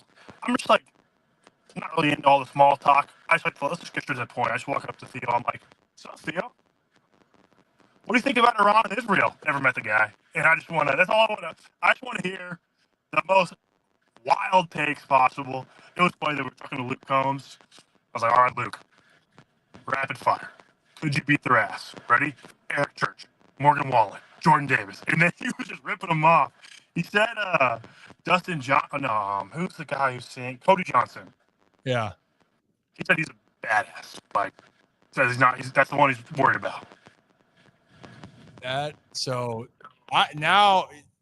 never thought about it from that way. I can see your mind is going to different places where now that's all I'm going to think about when I hear Morgan Wallen or Eric Church is who can whoop the other one's ass is what I'm kind of thinking about this now. Yeah, I'm just not really big into the whole, hey, how you doing? This is my, what's your favorite color? How's your day going? I mean, come on. Let's get to the nitty-gritty, man. Yeah, you got a reputation for, and again, from my sources, Nick, that you are one of the most personable guys. And I can see it. You have such a fun personality, easygoing. Life's already hard enough. It's also kind of why when I hear people talk about how you play too, you also do a lot of the dirty work. I feel like being a tight end, you got to be a little bit willing to get in there and make no mistake. I think it's fair to say you've gotten in there on a lot of plays. You've had to do the dirty in there, but it seems like you embrace that. Well, I'm absolutely just farting through a walkie-talkie right now, and I'm sorry, but yeah, I mean, it's not that I take the serious thing serious. It's just like golf and a concert and talking to someone who's never remember it. I just don't really care that much. Trying to be comfortable with my skin. I make my fiance a little upset sometimes when I get really weird, but start ripping off the walls with strangers, asking, I probably shouldn't have asked Theo about Iran. I'd like to have that one back. That's one I'd like to have back, but I don't know. I mean, your job's hard enough. Life's hard enough. Don't make it into things it's not. Yeah, I'm surprised. Nick said nice things about me. Nick went behind my back one time, and we were locker buddies, and he apparently, so it was the year before his Achilles. He was right next to me in the locker room, and he wasn't there for like the first 6 weeks of the training and stuff. So I got used to putting my stuff on his locker, all this stuff, and he started coming back. I didn't know it. He started passive aggressively moving my stuff back over. And then he went to the equipment managers and asked to switch lockers. I was like, Nick, all you had to do was tell me one time, hey, buddy, you're a little messy. Let's move to the other. You know what? Never forgive him. Never. I wouldn't either. I mean, honestly, hey, Nick's just got to be a man there. You got a problem with somebody, go tell it right to their face. Just like when I tell Nick, the SEC right now is not as good as it used to be in football. It's evil leveled the playing field. He didn't like that answer. And then he likes to talk smack to me otherwise. But for you're in the locker room. Come on, Nick. But Charlie, I am having a little bit harder time hearing you. But how about this in the future, if it works? Because it's funny also, Nick's like, oh, well, I could hop on if you want. I go, Nick, you told me you're going to hop on for the last 3 or 4 weeks. You also say, let's go golf, which I know he does every single week because we follow him on the Birdies app. So I know what he's doing. I was being a total slob. I got to get my shit together. But I just like giving Nick card. Nick's a great guy. I love Nick. He's a great guy. And Charlie, you seem like a good guy too. And yeah, I think right now, because I'm starting to lose you a little bit. Are you losing me back? Yeah. We'll do this again another time when my mic's not just absolutely giving out. Yeah, we'll do that. But Charlie, I'm going to send you that photo just so I can show you the visual of what we're talking about. But hey, man, I appreciate you. And I look forward to talking more shop and just life and how good T Swift is in concert soon. All right. Nice to meet you. Tell Nick I love him. Don't tell him to his face. But he's a great guy, good buddy. I can't tell my good buddy that I like him. Then I just get too emotional. So. Will do, Charlie. Appreciate you, man. You enjoy the rest of your Tuesday, and we'll talk soon, all right? Yes. Charlie Kolar, everybody. I've heard a lot of great things with Charlie, and I can see why everyone talks about it. And I know that the mic, the thing that I love with all of that, and that makes it fun to be around a teammate like that, right? Where shit's hard enough, but you got to be locked in, and you can tell that's a guy, he's locked in when he's got to play. I think that it's the work hard, then you could deserve to play hard if you want, but also like enjoy yourself. It is storming outside. That's a sign. It's coming down hard. During the interview, I had to, not only obviously Charlie having some issues, I had to mute every microphone because I was like, I bet all you can hear is it is loud. Yeah, it's a big one. It's a big one. Yeah, I got a text about that. Dave, we might be stuck here for a while. Uh-oh. Well, we'll see. Who's But got booze? But Charlie did say we'll get him back on with better sound. And we'll get a wild Nick Moore to appear. That'll be inspiration from it. But I'm excited. The thing that I love about with all of this is, I appreciate Charlie as the player. I think it's always the best thing here is to explain the people outside of the sport because you can really understand how they are, how they think. That was part of the interview with Ken Griffey Jr. We know what he accomplished as a hitter. Hit over 600 jacks, nicknamed the kid. He hit the warehouse, which we did talk to him about in that. But, the father-son interactions, the mother-son interactions, I felt like, damn, I can relate to that. I went through that, and at the end of the day, they just like to have fun just like us. I mean, Kevin, maybe you can do the Oklahoma drill against Charlie Kolar. Well, I still have to do it against Nick. We have a deal to do it, although I'd like to do it in one of those protective bubbles. Yeah. But I got a bubble. I have a bubble. Do you? Yeah. Yes. Let's go. Another step to the plan complete. See, this we are is getting what closer we need. by the day. This is what we need. This is what it's all about. Getting closer to Kevin facing Nick Moore in COVID Oklahoma. lockdown. I bought bubbles for my kids to just kill each other. Oh, Full speed bubble activity. Yeah. I cannot wait for this. I cannot wait for this. That'll be so fun. Kevin, you're going now the next step is Nick showing up. That's the next step. We need to be in a very big open field because Kevin I will go get flying. airtime. I will go But you'll flying. be safe the whole time. You'll be safe. Exactly. Safety first, everybody. That's what we believe here You at know the what? Ron Ripken Show. I'm curious if we get any of the live recording, the local recording back from Charlie's story about Nick. That's what I'm hoping. I'm happy we got the T Swift one. Oh, well, we're gonna get another time.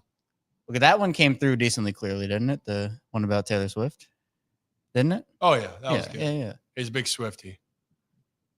I gotta say, I do like T Swift. I really like the music. I think at times I think why people hated more was the attention. Yeah. Than the actual, like, do you really hate Taylor Swift or do you hate that there's so much attention around her? It's like, well, I was going to say a different case. Like everyone hated Brady outside of New England. And then you're like, oh, Tom's kind of cool. No, he can't be cool. He plays for the Pats. Right. He can't. Right? Maybe because he ruined a lot of Super Bowl opportunities here in Indianapolis for the Colts. Who else was on a run during that time? I think it was Brady. Steelers. Yeah. Steelers got one though. They got a couple. I mean, the Ravens got one before Brady really took over, and then they at least got one during the Brady era. I can't get over what's happening outside. I wonder, can you hear it? Yeah, can people in the chat, can you hear the Yeah, thunder can you hear outside? it? Because It's it feels like that someone's loud, or knocking. I think you might be able to hear it. And while we're doing this, I mean, can we have another drink? Do you have one? You betcha. There it is. Yeah, perfect. Let's go. So, people do their grapefruit crushes. I got fresh squeezed grapefruits if we wanted to, but I'm gonna do a little twist. One of the most popular cocktails right now are mules, vodka mules. Yeah. People love them. I love my portfolio because you can do it with like original vodka as your classic mule, but you could kind of run down our flavor profile. I'm gonna make you a ruby red grapefruit mule. So it's that simple. You just throw a little grapefruit vodka in there. Okay. And then I've got some Fever Tree ginger beer. that you can keep around the house. I've been stuck before on mules, right? And if you have ginger ale, it can do a similar thing for you. I like these when your stomach's a little full and you kind of want something to calm your stomach. Ginger beer's got a little spice to it. So if you're drinking a mule cocktail, it's definitely got that ginger zip to it. And that'll calm down some of the fresh fruit that's going on with us. So Ruby Red Mule, should I keep this one or should I give it away? I can make more. I mean, you haven't had one yet. I got the last one. I've been trying to keep you guys. Zach, are you lonely? Do you need Yeah, one? I guess I'll take. Do you only have one? Sir. Yeah, you know, if someone has to, if somebody has. I mean, I'd like to try it though. I'll be honest. So if you could, thank you. Not snooze, you lose. Well, I got a pineapple one already. let's I'm do housing Ruby. that. Give me a little. Well, Flavors, yeah. dealer's choice. I mean, do you want to do you can do a lemon. You can do it. You know, whatever you want to do. It's whatever you want, Ryan. Whatever you want. Also in Orioles news, Trump is on the IL. I believe is just what I saw. Yep. Stallings called up. Rivera was DFA'd. What's going through Jacob Stallings' head right now? Just get called up to a hope team I'm that's not- lost four of their 5 catchers in the past 2 weeks. You've just got to be like, what? Hopefully the streak ends with me. Like that's got to be. Talk about just going into a situation where it's like, here's just another catcher that we hope doesn't go down with anything. Do we have an update on Maverick Handley? He's not off the IL. I know he's not off the IL. I heard something about him dealing. He's dealt with maybe concussions a little bit over the years, and if that could potentially impact him, but I mean, So on a side note here, since we wanted to go around Major League Baseball here in the last segment of the show as we keep cooking up that Moscow or vodka mule. Ruby Red Mule. Yeah. Ruby Red Mule is shirts and pants good. Sleeper. Wow. Sleeper good. Yeah. Ollie, if you could have some of this, you would love it. yeah. Yeah. And Ollie's Ollie is technically, he's 21 in people years now. He's 3. Stop traffic. Where's the dog bowl? I'll mix one up. Mr. Puppy. But in all seriousness, that is dynamite. I had a blackberry mule recently, and I'm like, where has this been in my life? The thing I like is it's not sweet. Yeah. Like it's not like I'm like, man, this is too sweet. None of the drinks actually have been too sweet. I know like technically the orange crust would probably be the sweetest, but everything's been like I could have 5 of these. I can't for safety reasons today, but I feel like I could. Yeah. Maybe with the storm, I might just stay here the rest of the night. Yeah. A good cocktail is balanced. I mean, you have some acid in there from the fruit. You got a little bit of sugar and then a little bit of the club soda that kind of cleanses your palate in a lot of the drinks. But balance is key. We do a good job with that. So, guys, let's talk a little bit around Major League Baseball. One of the stories that I forgot to bring up in the show notes. Did you guys see the Diamondbacks? Yeah, I was just about to bring it up. If we didn't talk about it, I was going to bring it up. Yeah. So for those that don't know, the Diamondbacks yesterday had a game in a ball in the gap where a fan reached over and caught the ball in play. And then when they reviewed the play, they ended up changing it to a double, but they ejected the fan. So it even goes further than this. The fan's name is Dave McCaskill, and he has been ejected by the Diamondbacks now at least 3 times and has been reviewed 10 times for interfering with home runs at Diamondbacks games. And to go one step further, this is now officially, with last night, the 4th straight season that he's been involved in an umpire review. 4th straight season. So at what point, I'm all for like fans having a good time, but at what point do you say, hey, you're not coming back into the At what point do you give him a contract? He's clearly tracking it down. I mean, the ball, he's a magnet. But yeah, no, this is at this point, I think this is one of those things where you look at it and it's like, can somebody get him a seat somewhere else? Like, at what point do the Diamondbacks say, you're in the second row, dude? Like you're in the second row. Like we're not giving you your season tickets They're like on the first row. Like, third baseline. yeah, like at what point do they seriously look at this guy and they're like, okay, we've had 10 umpire reviews because you're banned. Come to the stadium all you want. You're banned from the front rows of everything. Like, or by the net. Be behind home plate where you can't. Although maybe he reaches through the net to try to club grab level. Yeah, We're promoting you. I think you should get something That's for right. that. I mean, Upgrade. We're promoting you. See, it's just a wild situation there, and I know, look, you go to the game, the instinct, you want to make a play if the ball's in the vicinity. I mean, heck, sometimes you just want to make the play just because you want to. The Yankees, what was it? It was Gronk knew that fan in the playoff game in New York, in the Bronx, right? Mm-hmm. Reached over, tried to take the ball out of Mookie Betts' glove. Like that's, you can't do that. But in the realm of if the ball is out of Field of play. That's the word there. There it is. Hey, fair game. All right. Go do your thing. All right. So I have it goes deeper. Oh, so the same fan has interfered 5 times in 4 years. The craziest part, the 3 times in which a Diamondbacks player has hit the home run or hit the ball, it was upheld as a home run. The 2 that were not were overturned to ground rule doubles. So he's helping the D-backs. Literally get this fan a contract. So maybe wait a minute. His WAR has got to be at least like 0.3.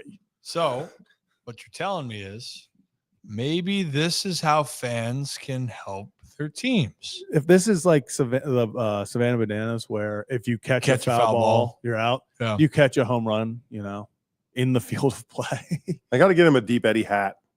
Sounds like he's on TV a lot. Yeah. That's Dave is always looking for marketing. That's what you should do.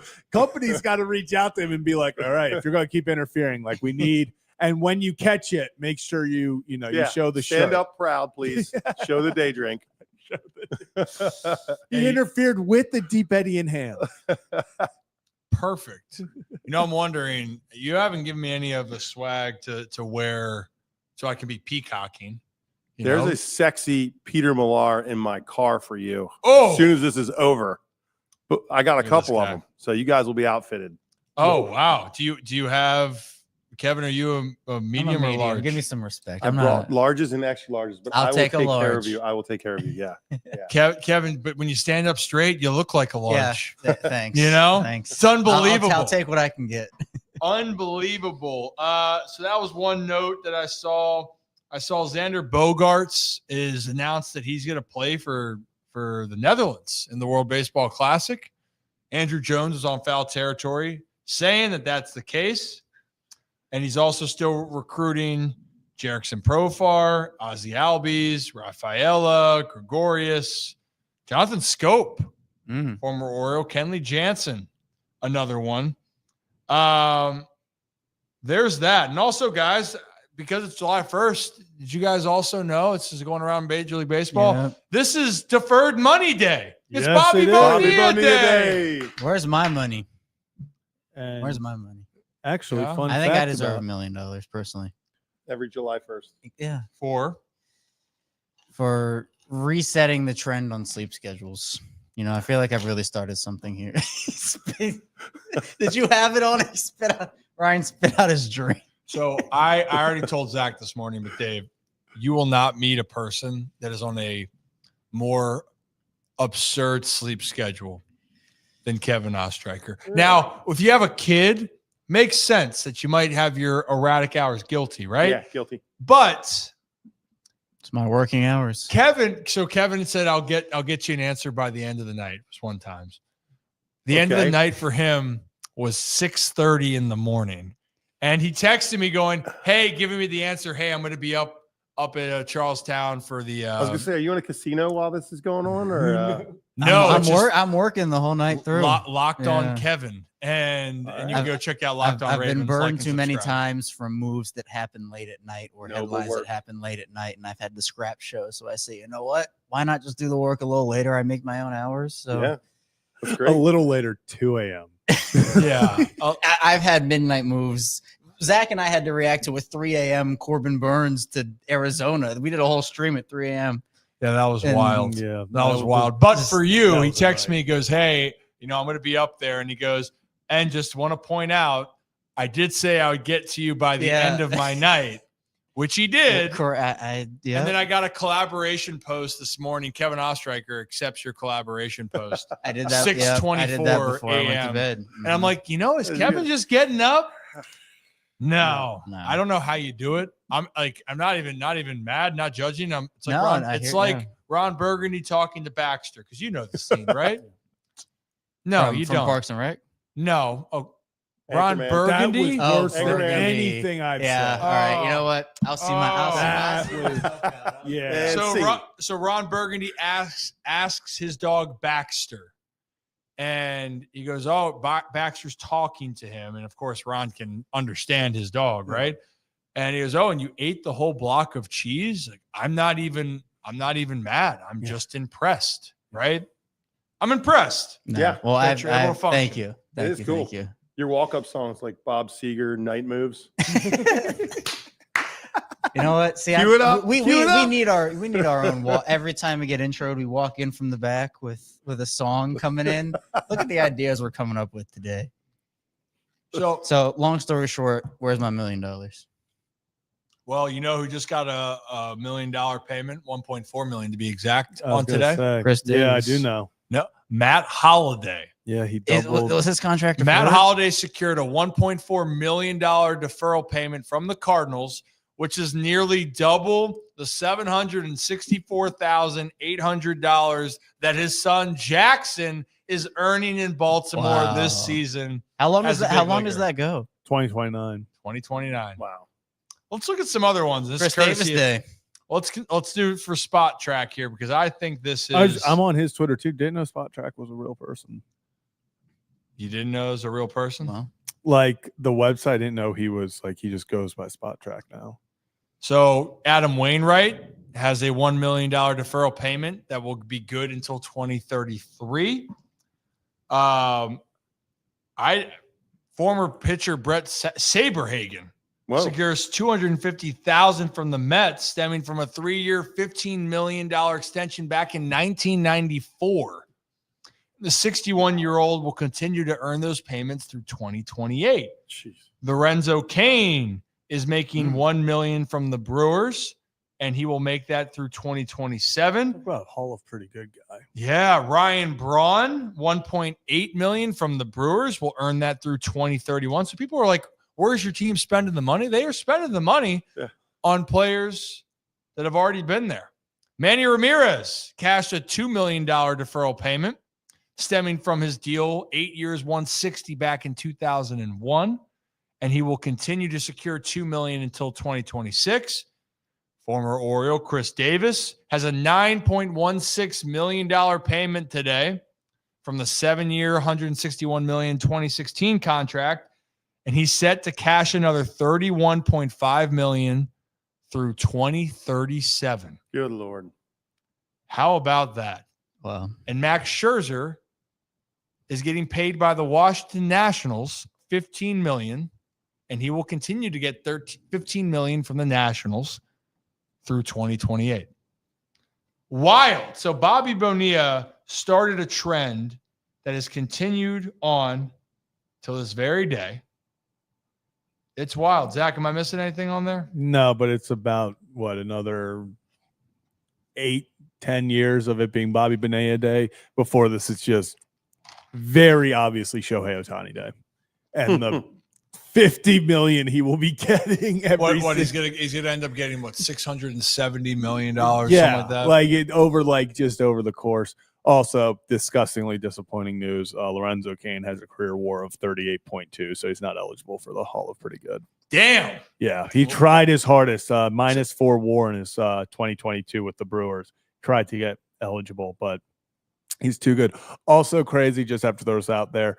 Finished third in MVP voting in 2015 with a 307 batting average, 16 home runs, and 72 RBIs. So like only 28, like that, 34 doubles, I guess. But Yeah, so it's crazy to think those don't really jump off as top 3 MVP numbers, but baseball's funny. Baseball is funny. It's a very interesting sport here, but it's why we love it, right? We love when your team doesn't get a hit for a full game, and then you can put up 20 runs the next night, right? Mm-hmm. People say, how the hell can that happen? You step onto a field and you play long enough, you figure out all the craziest shit happens in this game. I've been on teams where we've won 10 in a row. I've been on teams where we've lost 13, 14 in a row. I've been on a bender where I got a hit. We're going like 15 for 30. Then I've gone 1 for 30 with a golden or a sombrero mixed in where you strike out 4 times in a game. See, that was tough for the program. 0 for 5, had 3 chances to win the game too. So 2 of my last 3 at bats, I struck out to get to the sombrero because we went to extra innings.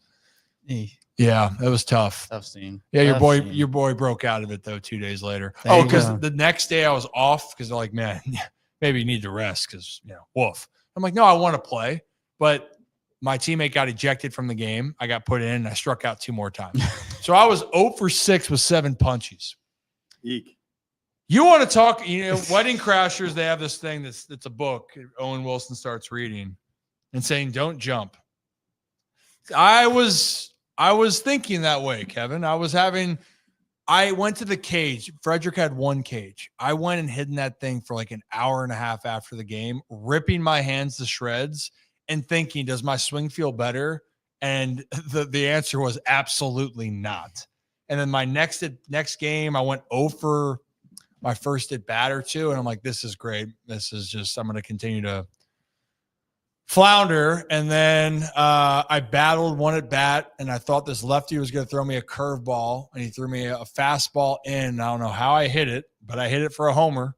And then I went 15 for my next 30. How much is on your brain after that many whiffs when you're going up to your next at bat? How much is on your brain? Are you thinking hard about it, or are you like 50% in and out of that? It is. So that's why with anything that you do, right? Like if you have a negative thought going into it, typically it's going to be enhanced. Mm-hmm. And it's natural. We're not saying you're going to block it out. You're not going to harness energy and block it all out, right? It's going to be somewhere in there, but you can't really acknowledge it. You got to just say, all right, I understand it's there, but I'm not going to go down this rabbit hole. Because when you go down the rabbit hole, that's where it just always messes up. If I start thinking in a negative framework while I'm up to the bat, I'm screwed every single time. I can't remember one time where I was in a positive or a negative headspace where I got a hit. Unless like my bat shattered and the baseball gods looked after me. Yeah. That did happen a few times. But I always was good if I thought, all right, I'm going to find a way here. Okay. I don't feel good. It just takes one. Just takes one swing. Just takes one pitch. Simplify. But it's easier said than done when you're going through a slump and you haven't gotten a hit in 7 games. Or for me, like my last year, Dave, I didn't play like once every 8 games. I actually had a sports hernia at the time too. So that was fun. And I was trying to get out of my head, but I didn't have the rhythm either. So every time I failed, it felt worse. Mm-hmm. So, yeah, self-talk's a real thing for anything. So I always tell that. So Kevin, if you don't think you can be taller, how are you ever going to make it? Right. This is the motivation I needed. This is the motivation. Don't ever I say needed. you can't do something. That's what I'm trying to learn. From my hindsight, I told myself I couldn't do so many things. That was a big reason why I had my struggles. I also didn't deal with expectations well. And that was another part, is I let other people dictate it instead of me dictating it. But I try to help people in the process. And that's my TED Talk for today. Do we have any other crushes? Are we good today for drinks? I can make a grapefruit crush if anybody wants it. I got some fresh squeeze here. Okay, well, why don't we make out the fresh squeeze, and then we'll get ready to wrap it on up for today's show. And if you're new to the channel, we've had Deep Eddie Dave, our personal bartender Had here. a blast, by the way. This Had a was blast awesome. hanging out with you guys. We might need to have just Dave back every single time. I told you, when the rest of the group from Texas comes on in, come hang out. They can test the Papa shot. We actually do. We won't do it today, but we do the Papa Shot live at times. But we'll get better video angles. Yeah. So your people can see it a little bit clearer when you go for the record. And tomorrow, Zach will be shooting. Kevin will unfortunately not be in. It's the holiday times. It's a busy schedule. He's moving and grooving. The Ravens haven't made more moves, but it doesn't stop the content. And Kevin, congrats, by the way, the Raven Squad show. Saw that popped up. Yeah, it's going to be exciting. It'll be Sam Njoku, Kadri Ismail, and I call us the mini version of the Dream Team, since the Dream Team, was a lot more people than just 3 people. So we're the mini version of the Dream Team. I thought that was a size reference. No, I mean, I am also. I really thought that's where you were going with that. I'm not. I didn't think you were talking about numbers in the. I thought you were like, a miniature. I was like, all right, makes sense. Like, And then I remember that. But it's exciting. So if you want to tune in, it's twice a week. It's live. So Locked On Ravens, the show I host, it is not live. It's just pre-recorded. But this will be live twice a week on the channel. So live, a lot of fun banter. It'll be Locked On Ravens channel. Yep. Same channel. Live ad reads. Same channel. I don't know, actually. Are you having some Blue Chew reads? No, so we actually did Rougiette. That was the one that was the one. So that was last week. So if you want to hear having trouble in the bedroom, that was that one. No, this one was more of a it was good. We've had a couple of sponsors like that. Maybe that's what we're going to go for here in the future. Right? Maybe. Probably not. But you dare to dream. You never know what could unfold here. But we do know we have some phenomenal sponsors here at the moment, and we're big on our community here, right? And that's why we've always had such a great connection with Dave and Deep Eddy. Maryland has become a staple for crushes, right? And also, it's a staple for the people around you. People helping people. Iron Rooster, as you guys know, Kyle comes in and cooks every week, and we're looking on expanding on that, which, you have to wait to see what the rest of that means. But we want to try to help the other ones and bring people up. And also shout out Merit Clubs, helps us continue to move forward. And if you guys want to help us in the meantime, we have channel memberships, which we're trying to enhance, and I'm working on those, promise. But all of those memberships help us continue to grow. And we're moving to levels we've never been before. Heck, guys, we're almost at 20,000. We are currently, as we are recording this right at this very moment, on YouTube. If the internet behaves, we are 143 away from 20,000. Wow. Is that 20 Deep Eddy shots? 20 Deep Eddy shots. Very well could be. Chilling it now. In a row? Woo! 20 in a row, maybe. But 20,000 subscribers, we are 143 away. So if you want to help us reach that number, hit that like button first and subscribe. If you want to help the channel, and you can see we have a couple of our channel members here. Steve's been a member for 4 months. And earlier talk about blood pressure raising with the win last night for the O's. Hopefully they can take down DeGrom. Wolf, that's a tough task. And Nick Notes, member for 12 months here, which is amazing. Nice. Thank you so much. And it's the first of the month. You know what that means. Happy Trade Talk month. 'Tis the season. It is Trade Talk season, and we probably will have a lot of specials. We have a lot of great guests lined up for it. And I think our guests always speak for themselves, but the people that we come on, Dave, and we've had in the comments, you're a fan favorite on the Deep Eddy side. So we're going to have you come back. Oh, I finally have fans. Damn right. Damn right. And yes, we do have our Discord. I didn't forget about the Discord here. We have a free Discord where people can join and they talk all different sports. Ryan Ripken Show. Not always about the Ryan Ripken Show, but it's a lot of people, and we're big on community. In this community now, we're close to 20,000 subscribers. Like I said, we just opened up Facebook, which I didn't know, and that's my bad. It's what's the phrase or the quote? I didn't understand your game. What's the right quote for that, Kevin? I wasn't aware. I wasn't familiar with your game. Yeah, I wasn't familiar with your game. It's for old people, right? Facebook? Just kidding. I'm old. Well, no, but the thing is, here's the thing. Facebook. Okay, Dave, you're not that old. A little older. Okay. Well, Facebook was my first social media that I used. Me too. Right? Yeah. I didn't even use MySpace at the time. Interesting. Yeah. I did Your not top use 8. MySpace. Zach has zero idea what MySpace is. No, I do know. I know what MySpace is. He read the history books. I was going to on say MySpace. that was, I wasn't- never had one, obviously. I wasn't allowed to have a phone, and maybe this is dating or not dating. I'm not really sure which direction this is going to go, to be honest. But all of my friends had the flip phones. Right, I was not allowed to have a phone. My first phone was an Android. I got it a lot later. But they were on what was the Google social media? It was like essentially was Gmail social media. Oh, it was Do you remember? You're not talking about like Google. You're not talking about like AOL. Type No, it was I know what you're talking about. What was But they all would be. Hold on. Do you actually know what he's talking about? No, Or is it yes. one of those things Only where not you because say of out not loud, because oh, I know, yeah, of not because course. I used it. No, But I like, remember people talking about it. This was once again when I was being told of what people used to do So, Dave, with the other in my why, youth. while you try to find it, Kevin, what's your go-to if someone's like, "Oh yeah, I know that." Of course, and you have zero idea. You know, Wow, I didn't oh, know it that. sounds familiar. Oh, I didn't know that. Oh, sounds familiar. Oh, yeah. No, I know them. Yeah. It rings a bell. I'm in sales. That happens a lot, especially with faces and you don't know names. You just kind of feed the conversation a little bit till you really figure out the dirty detail.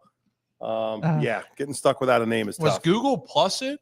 No, now I can't find it, and I don't know if this existed. it definitely did, or maybe I just had a dream one night, and that's what it was. Definitely could be a dream. But anyway, our social media in the time being, we didn't focus on Instagram until after the Super Bowl. So we're up 8,000 followers since the Super Bowl. We're almost approaching 15,000 on Instagram. Just opened up Facebook June 10th to actually connecting it. And we're now over 6,000 for that. But the crazy thing was, and this is the power of Facebook, guys, we had 1.4 million views in 20 days. So That's awesome. Right? and that's to the people thinking whatever we have coming out is neat. There's some good stories, and then there's some other things that we do that some people like. So we appreciate all of that. And we're also on X. So it's been a fun ride. Thank you guys for the support. It's only the beginning as we continue to grow further and further into this space. Now, without further ado, you have them chilled for us over there? I got some shots ready to go. Let me get my shot glass. Whoa! Oh, We're here. Toast this thing out to the 4th of July, right? Yeah, there it is. man. Hey, I'm gonna pour what they call babies. hey, Calvin, do you think we should take one? You're gonna give one to Kelvin over there?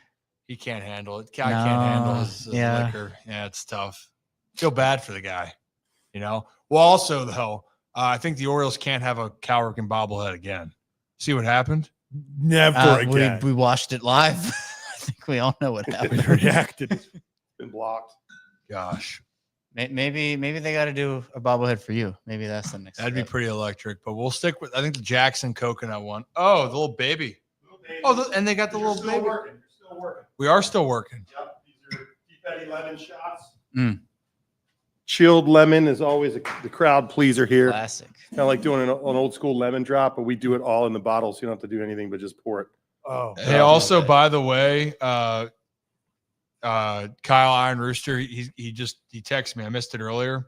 He said Dave is killing it at Bar Ripken. That's what we label it. Bar Ripken. Bar Ripken. Yeah, in we here. didn't get any of the. We didn't get the towel. We didn't get any bar Damn. talk from you. Well, because Dave's just freaking killing it Yeah. over there. One day we should have the show come in here. So Dave, you're gonna have to come in here while we're cooking. Yes, I As want to be well. with Kyle. Yep. That'd be a lot of fun. He mixes up fantastic Deep Eddy cocktails, cool creations, some of this stuff, but like on steroids. Good stuff at Iron Rooster. Voila. Oh yeah. Chef's kiss. We Yeah. got a few things in the works there. And we also do our fitness challenge after we eat. I don't know if Man. that's the God. It adds to it. Bring the that's for ginger sure. beer. There you go. It can be brutal. It can be brutal. Goodness. Well, hey guys, cheers. Yep. Cheers, you guys. All right. Happy Cheers. 4th. Happy 4th. Well done today. And Deep Eddy Dave, thank you for all of the great drinks. And Appreciate it. Happy holidays to you. Thank you for your friendship. Sip and smile, everybody. All right. You bet. That's smooth.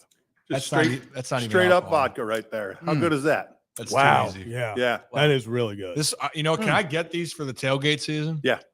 Perfect. Inbound. And you know what? We got, so I'll get Ben to come by for that. Oh, that'd be Like, fun. Ben, let's get some of these around the yard. We got the Shotsky still back there, Yeah. and we're going to have a better idea how to do Oh, boots yeah. on the ground. Zach's excited now. I love boots on the ground. Well, It's my yeah. favorite. I'm in my element in boots on the ground at the Ravens games. That's a goodie. Yeah. Yeah, we're going to have a lot of fun, but we got a lot of baseball still left to go here, and we still have a lot of interviews. If you made it this long to the show, which a lot of people still have, appreciate every one of you, and I see our likes on Facebook. Appreciate you guys. What do we have tomorrow? It looks like we're going to be doing a taping with Enrique Bradfield Jr. that we will air tomorrow for the show, just selected to the Futures game, one of the Orioles' top prospects. And he loves his professional wrestling. It looks like later on, Johnny Davis, Vernon Davis, the son of Vernon Davis, just committed to the University of Maryland here recently. We're having him join us at 3:30, I believe, tomorrow. Very nice. And the Hall of Pretty Good, Bryce Whitlow, will be back to make the case for who is going to be on the Thursday ballot for the Hall of Pretty Good. So that'll be great. And then, we have a couple other guests that are scheduled for Thursday and another impromptu, because baseball season's weird. So when they say guys are available, holidays don't really exist. Yep. So there is a current Oriole that could use your help that we might be sitting down with for another interview on the 4th of July early, because you know what? We don't sleep here at the Ryan Ripken Show. We only drink and we sip and smile. Any other closing words and thoughts, Zach? Oh, yeah. Wait, real fast. The people said it wouldn't be done. 1 sec.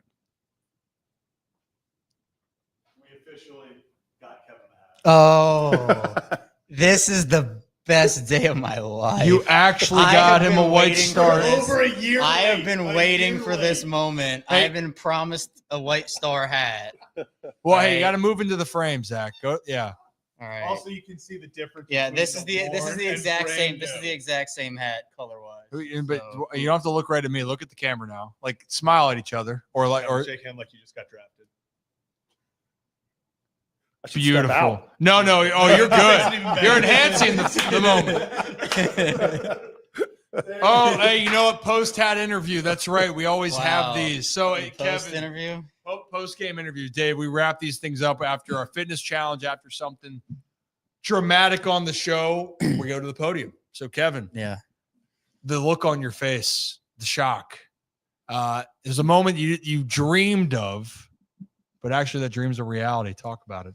Yeah, no, this is something I've been looking forward to my whole life. I put a lot of work in to get to this point, and it makes all those late nights in the recording studio worth it. Figuring out who I am, both as a player and a person, has been really big for me, and being able to, have that all come to fruition today and have this moment here, and I have a great journey ahead of me with this hat. I'm excited to go through all of my trials and tribulations with it as we get going here. So I'm excited for the future. It's so weird seeing someone else wear the hat. Like seeing Kevin in the hat, I'm like, what is going on? I don't know if I've seen Kevin in too many hats either. No, I think that might also be it. I haven't seen Kevin in a hat. And by recording studio, you mean like not the closet, but close to the closet by the fishbowl aquarium? Well, actually, we're moving it around, so I've been getting a bunch of new equipment. I'm redoing my setup, and with mics and cameras. But does anybody, Zach, you can't answer. Does anybody have a guess of what the hardest thing to buy has been for my setup? Do you have a guess of equipment, studio equipment, of what I've had the most trouble buying? Like what has given me the high most chair? trouble? No, I'm kidding. From I'm the sorry. top rope! I'm sorry, Kevin. I'm sorry. No, but good guess.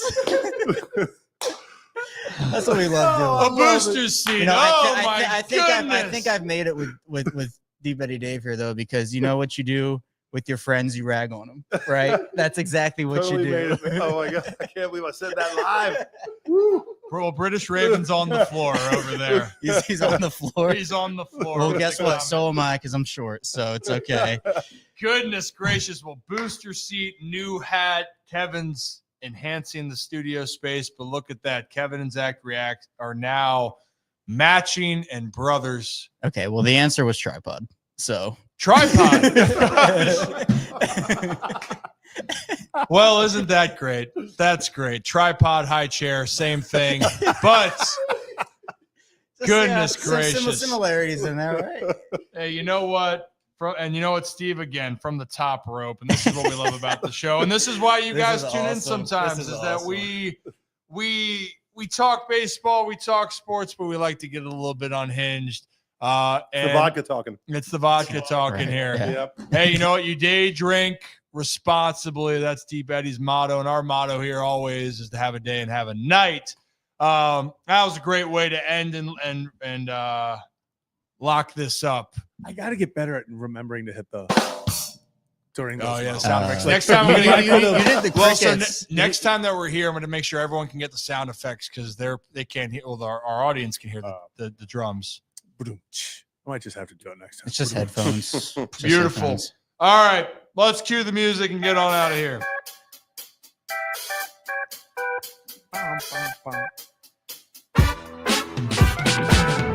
As always, here on the Ryan Ripken Show, have a day, have a night, have a great stinking rest of your Tuesday. Appreciate Deep Eddie Dave and Deep Eddie Vodka for the cocktails. Back tomorrow for a brand new show. Hopefully an Orioles victory. Kevin and Zach reacts live after Orioles Rangers here tonight. Be good. We'll see you then. Peace. Bam. Get us to 20,000.